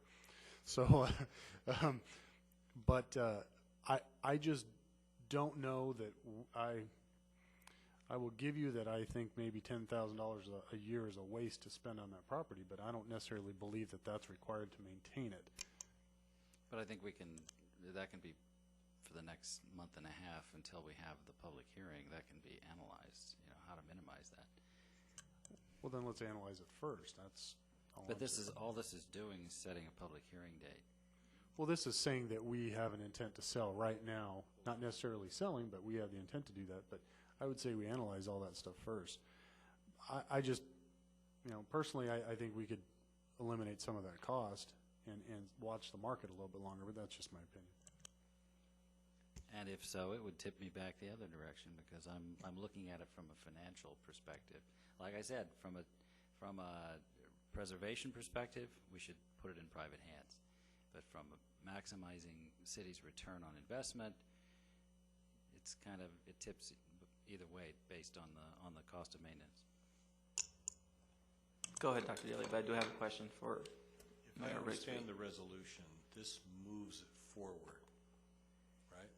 It moves it forward in the sense that we get some sense for how the public feels about it, how much interest there is in the house, whether we even have a market to sell it, as well as what the potential value of it would be. Is that true? And at this point, we're guessing. The value they have right now is just from the appraisal. But you have And to that's have a buyer to have any value. Yeah. Right. And that's largely the basis that I want to move this forward because it does not obligate us to, in other words, if there were bids that came in that we felt were chiseling the city, then we're not obligated. Is that correct? And that's why I'd like to move it forward and see where we're at with this because I don't see the city benefiting from retaining this. I don't see anybody volunteering to put a historical marker on it because it's such a unique piece of property. I'd just as soon move it forward and let's see what we're dealing with. I would agree with you. My only concern is that I'm not sold on the idea that the best way for us to get the best return on our investment is by selling it. I think that renting it is one viable option. Moving this resolution forward would kill that because we're not putting it forward to rent. We're putting it down as surplus property to dispose of. So that's my concern. So I'm trying to see if there's any support of further looking at the possibility into more detail. You said we're guessing to a certain extent as to what are we going to get for it. But why couldn't we entertain the idea of guessing how much we could rent it for, which would solve, the number one concern I keep hearing is it's costing a lot of money to maintain. We're afraid of being vandalized, okay? I haven't seen anybody articulate that renting it somehow does not diminish those chances. I think quite the contrary. If we rent it, not only do we shoot two birds with one stone, we generate enough money to help for some of the maintenance, hopefully most of it, but more importantly, we prevent it from being vandalized and destroyed. So I have yet to hear a coherent argument as to why renting is not the best option. Well, does this resolution's adoption prevent any rental? I don't. No, it doesn't commit the city to any final action either way. It just sets a hearing where you will get some public input and give some further direction. It again indicates our intent as a whole to move forward in one direction, though. But does a resolution declaring it surplus authorizing disposition? The disposition could be to convert it to a rental property, could it not?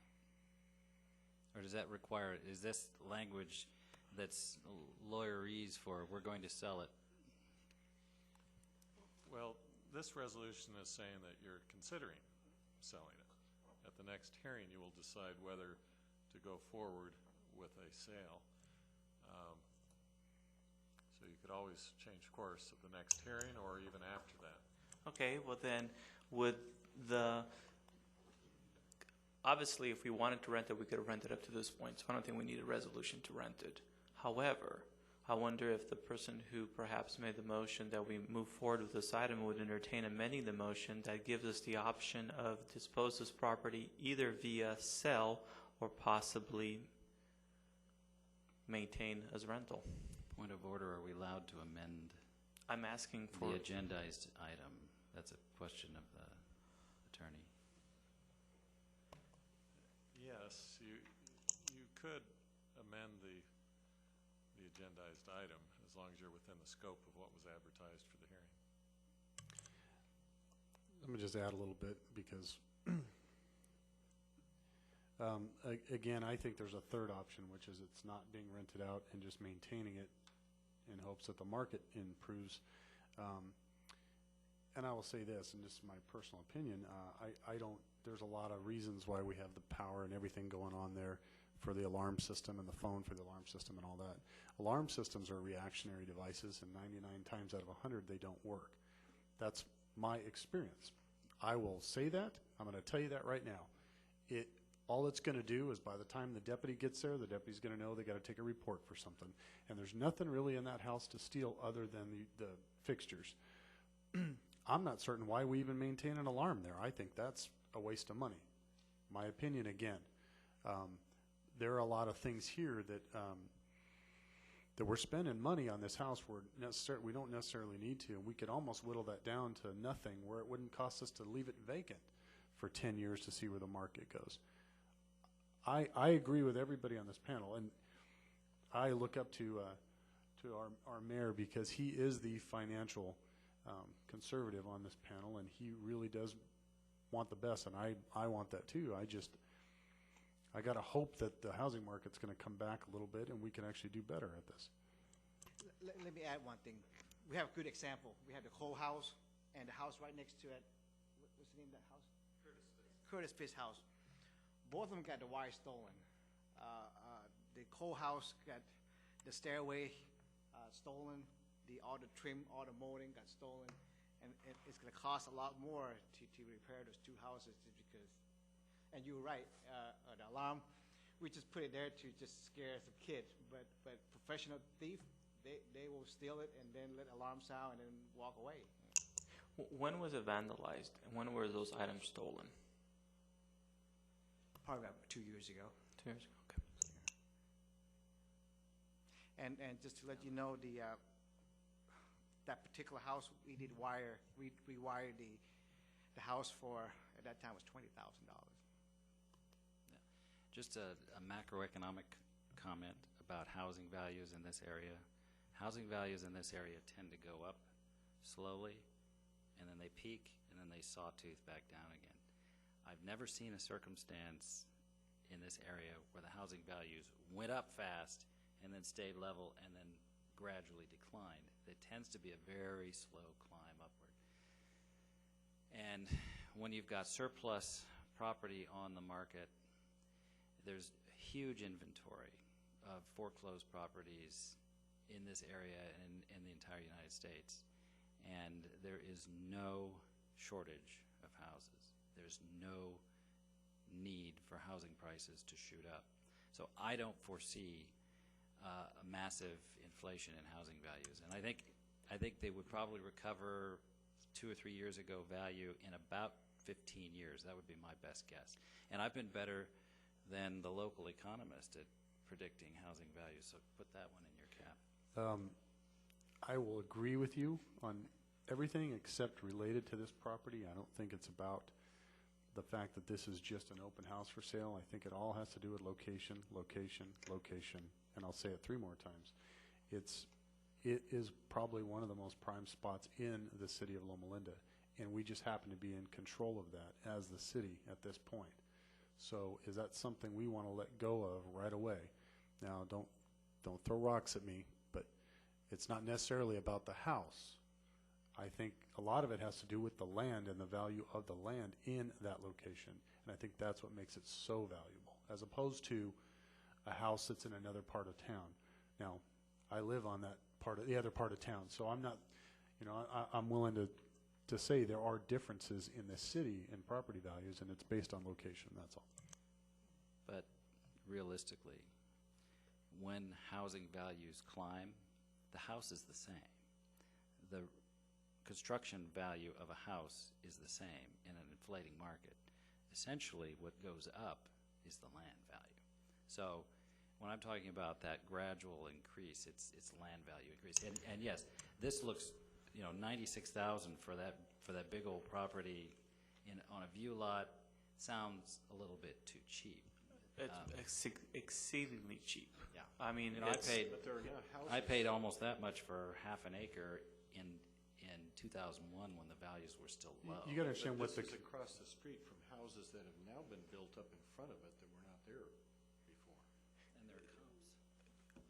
Nevertheless, I still think you could put a house on either one of the properties. Well, this particular property, it's actually elevated enough that you actually overlook the other houses. The property next to it is a little bit lower, but if you put a two-story house, you could easily have a view lot. So I would encourage you to go look at it, because I drove by it today specifically to look at this before. And when I saw it, I said, wow. I mean, once again, back to my argument, and not to repeat myself, you sell it because you absolutely have to. I don't see, still haven't been persuaded that we absolutely need to put this property on the market in this location. And I agree, but the motion is not to put it on the market. The motion is to say we're going to look into it. Yeah, but come on. You might as well just not even put the motion on if we're going to look into it. Well, let's just take this to a vote then.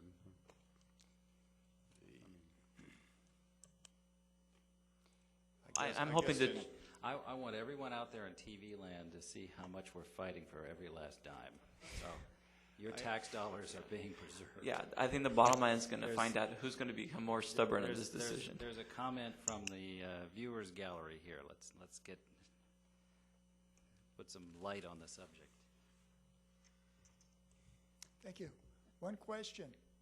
If you look at the Morey Mansion in Redlands, I think Janet Crossgrove, when she went to sell it, said she wanted to sell to somebody that was willing to keep it as it was, not to tear it down and redo the inside and everything. And it went to the realtors that way, I believe. And they went looking. And the one that bought it, I guess, owns one of these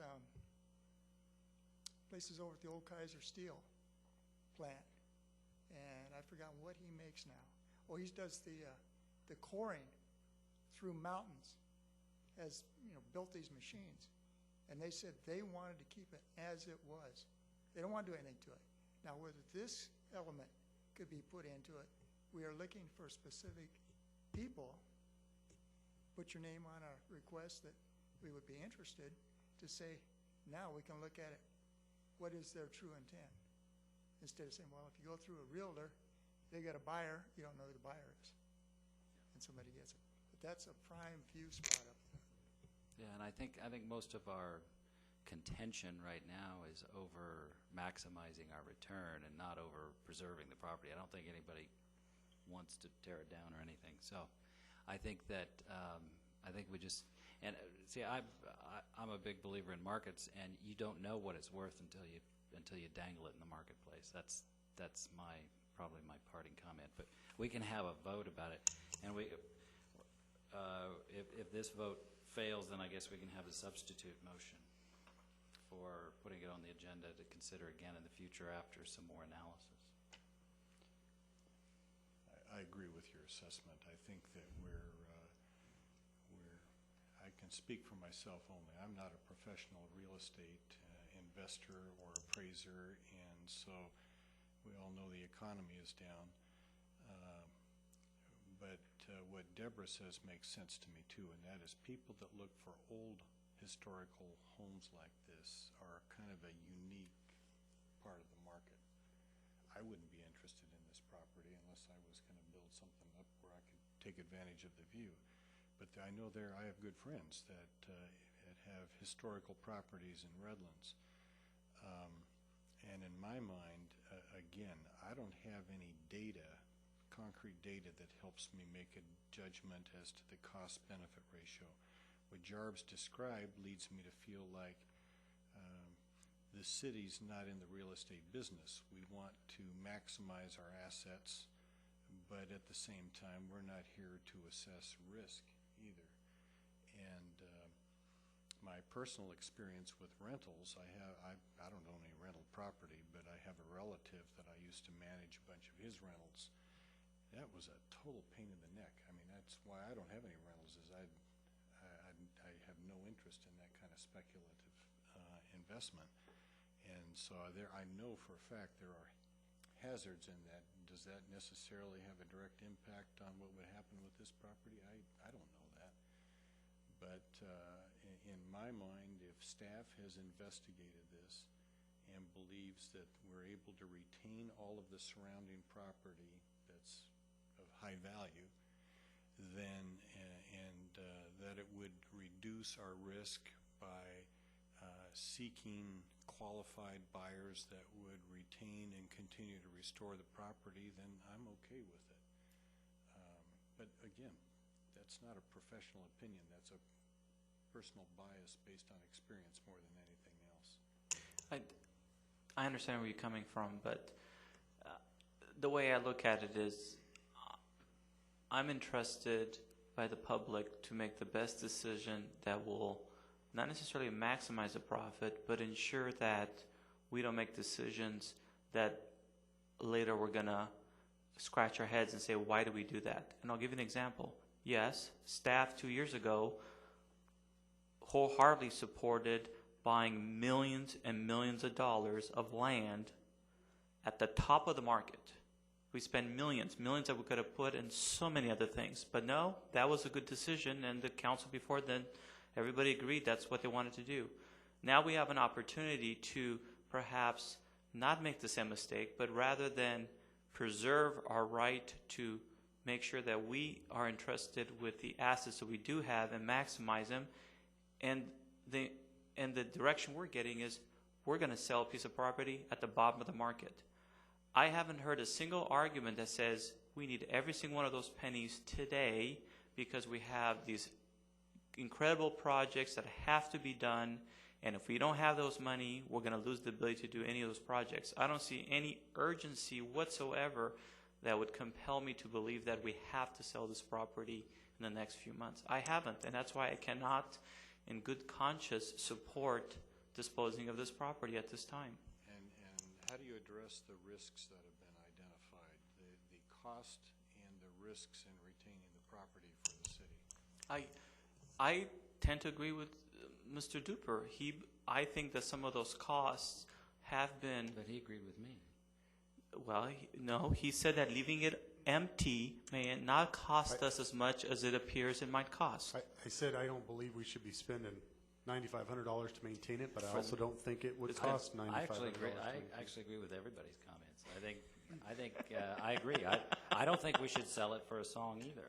And my contention is we don't know how much it's worth unless we dangle it in the marketplace, and then we can decide. You know, you're offering $350, we want $550. We're not going to sell it for that. You know, I'm not going to, let it go. I think the appraised value is low. I agree, but think about it. To put when you're selling property at the bottom of the market that perhaps hasn't even reached bottom, to be honest with you, it could even go even further lower. But there's a cost of holding on to it. It's not a bar of gold. I would agree, but once again, I have not been persuaded that the cost of holding it. We spent $13 million on so many other things in the city. We have to decide, is $9,000 enough? Perhaps for some people it might be, but for me, I tend to believe that actually is not like an extraordinary amount of money that I see it as an investment for further using this property to the best possible value to the residents of Loma Linda who entrusted us with monies to purchase the property to begin with and sell it. Selling it and even attempting to put it out there and dangle it and see how much money we get in this market is not going to give us the best price for it. That's true. But And one more comment on the cost I agree. of maintaining it. For example, was it $2,000 in weed abatement? that seems steep to me. Yeah, but the thing is, you include that as a labor too. No, I understand, but And do we then have to do Are that we every paying year? prevailing wage? Yes, and the thing, How much do the weeds grow back a year? I mean, and I that's thought the our- thing, is when we hire Can't, contractors, can't the Disker dude go out there and do it for a couple $100? don't we have a city employee that can go out there with a weed whacker? I mean, Mr. City Attorney, is it appropriate or for me to call question on the motion? Do I have that right? You can, but then we have to vote on the question. Well, so let's Yeah. do it, because Why I don't we think just do it? we're doing circular reasoning right now. Yeah. Okay, let's have a vote. Okay, is there any other discussion? Okay, those in favor of the motion say aye. Aye. Those opposed say no. No. no. Okay, it fails for lack of a majority. Is there a substitute motion?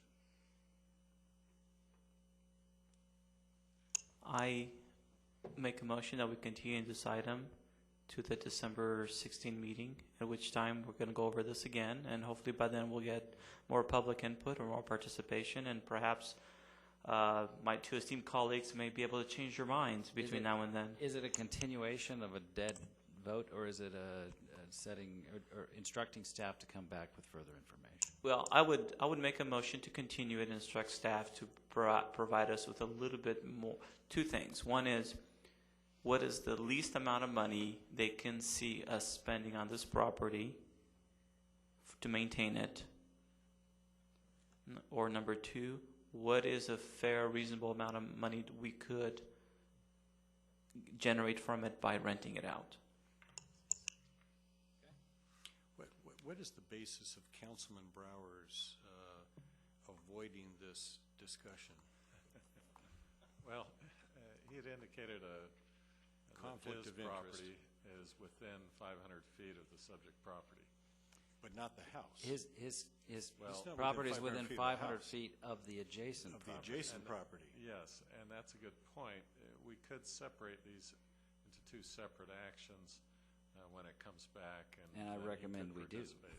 You guys just want extra help, that's all. No, I mean, he's- it's very clear. I think he's on your No, side.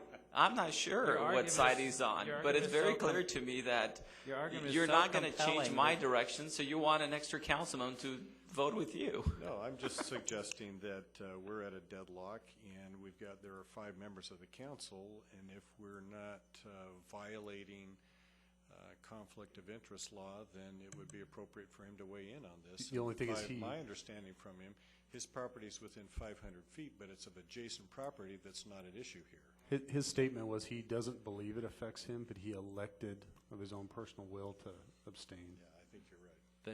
But he also said that because there's a subdivision and the other properties within 500 feet, that he would not be involved. That was my understanding, but he can review that with staff, and he'll have to make his own determination going forward. If there are two different parcels that were handled separately, he may change his call on the conflict issue. And I don't disagree with anybody's comments tonight. You sound My like vote- the mayor of Lake Wobegon. My vote for it was because it's not committing us to anything. That's basically it. Just moving the process forward. That's all it was. I disagreed with that. I think we are committing ourselves to try and move the motion to get rid of the property, and I disagree with that. And look at it this way, in Bell, they agreed on everything. Obviously, we don't. But going back, I made a motion that we continue the item to the December the 14th meeting with direction to staff on those two things. Does anybody support that? Second.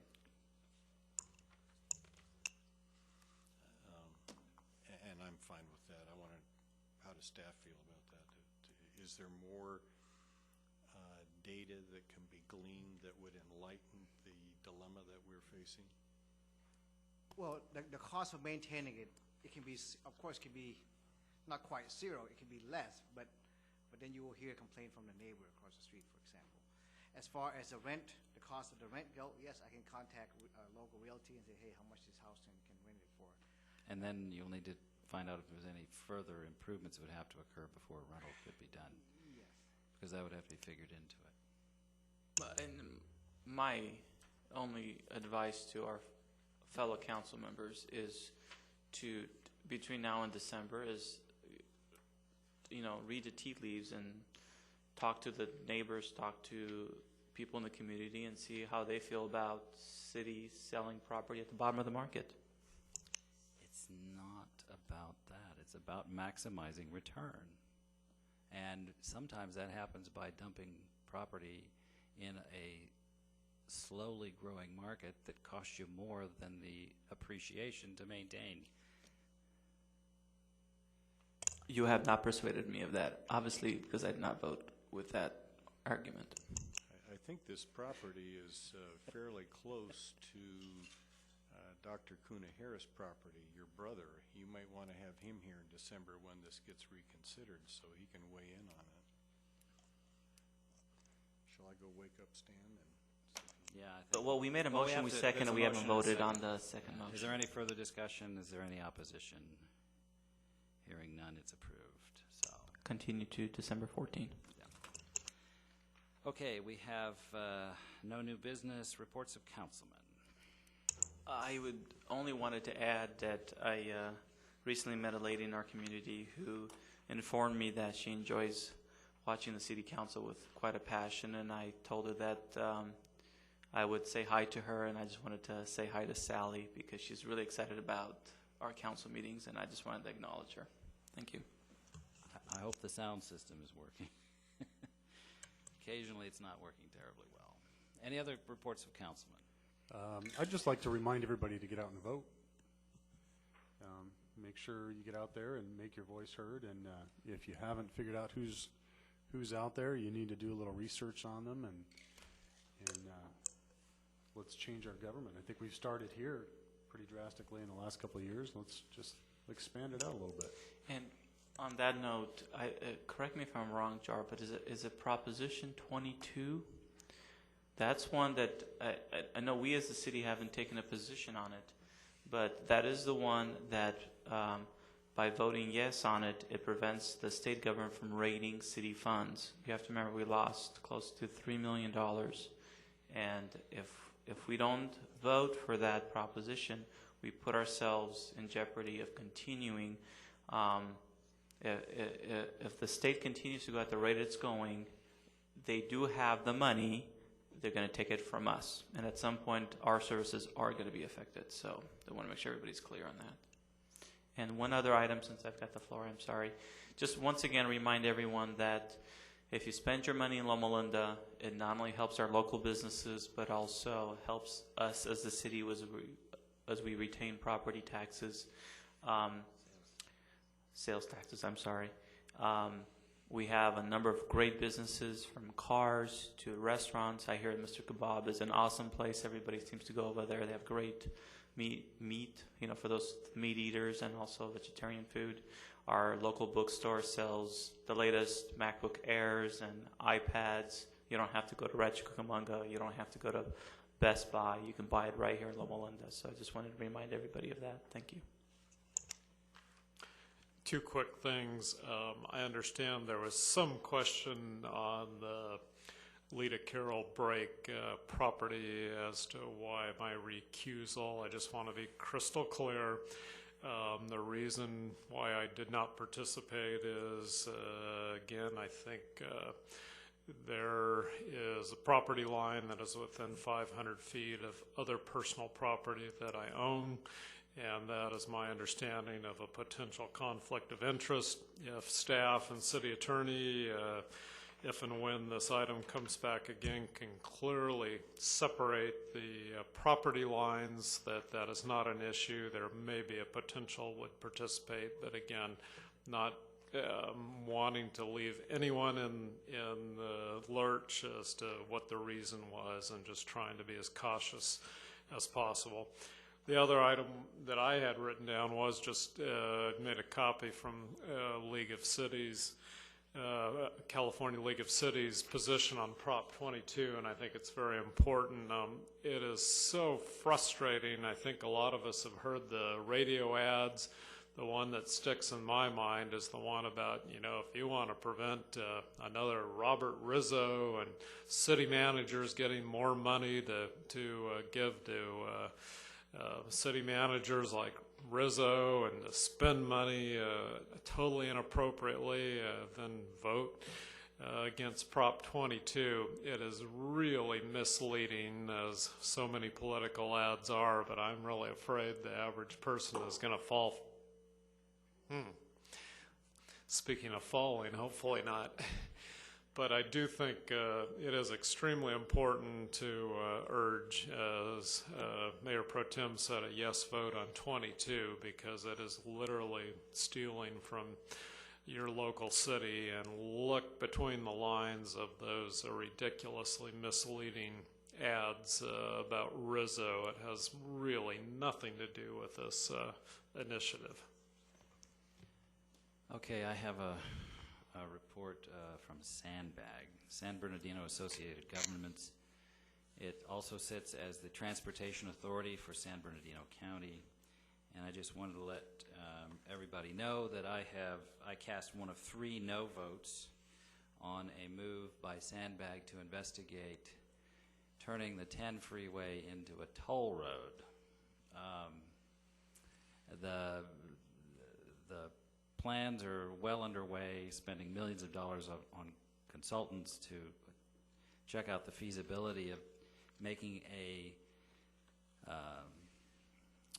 multi-passenger / toll road similar to the 91 freeway.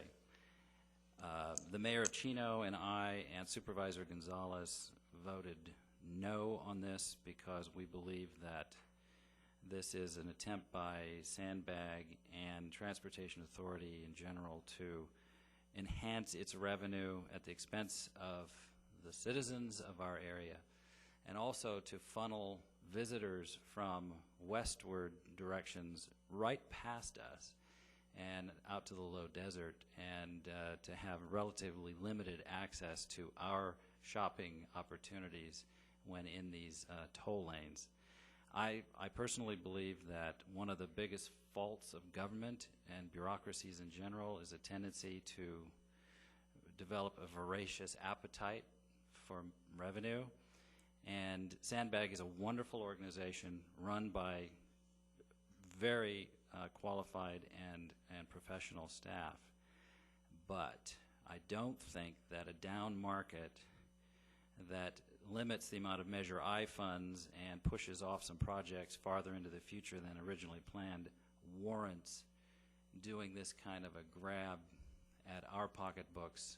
And I also have theoretical opposition to these kinds of schemes, partly because if you look at the history of the 91 toll road, that toll road is manipulated to maximize the traffic jams that occur in that corridor.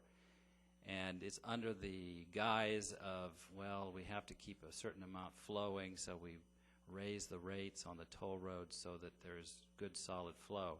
True, but the corollary to that is that by raising the rates, they're forcing people that would otherwise go on the toll road onto the free road and jamming it up.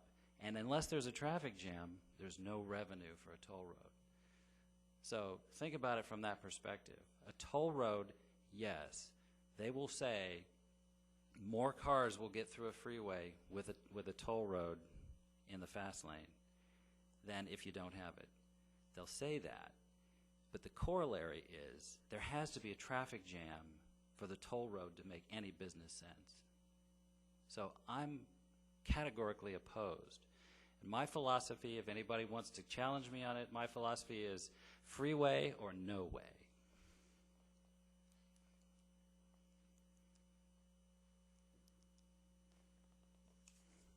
Well, that silenced them. Reports of officers. Okay, we're adjourned. I began the RDA. The problem is that my agenda packet doesn't have an agenda, but I'm looking at it from, I think there's a slide. For some reason, I don't have one, but there's only one item. But we'll go through the preliminary roll call. We already know we're all here. Are any items to be added or deleted? Yes, ma'am. Any oral participation from the public on items not on the agenda? We have 3 members in the audience, 2 are employees, and 1 is our local representative. Nobody's standing up. We move on. First item is going to be the minutes. Do I hear a motion to approve the minutes from September 14th, 28th, and October the 12th? So moved. I've heard a first and a second. Do I hear any opposition? Everybody's hurrying up, looking at the minutes, making sure it's correct. They all agree. Do I hear any opposition? Seeing none, it's so carried. We will now adjourn, not quite adjourn, but we're actually going to now meet in closed session for the RDA. Good night, and we'll see all folks on November the 9th. We'll see you back in a few minutes. If you're still here, we'll let you know what happened in the closed session.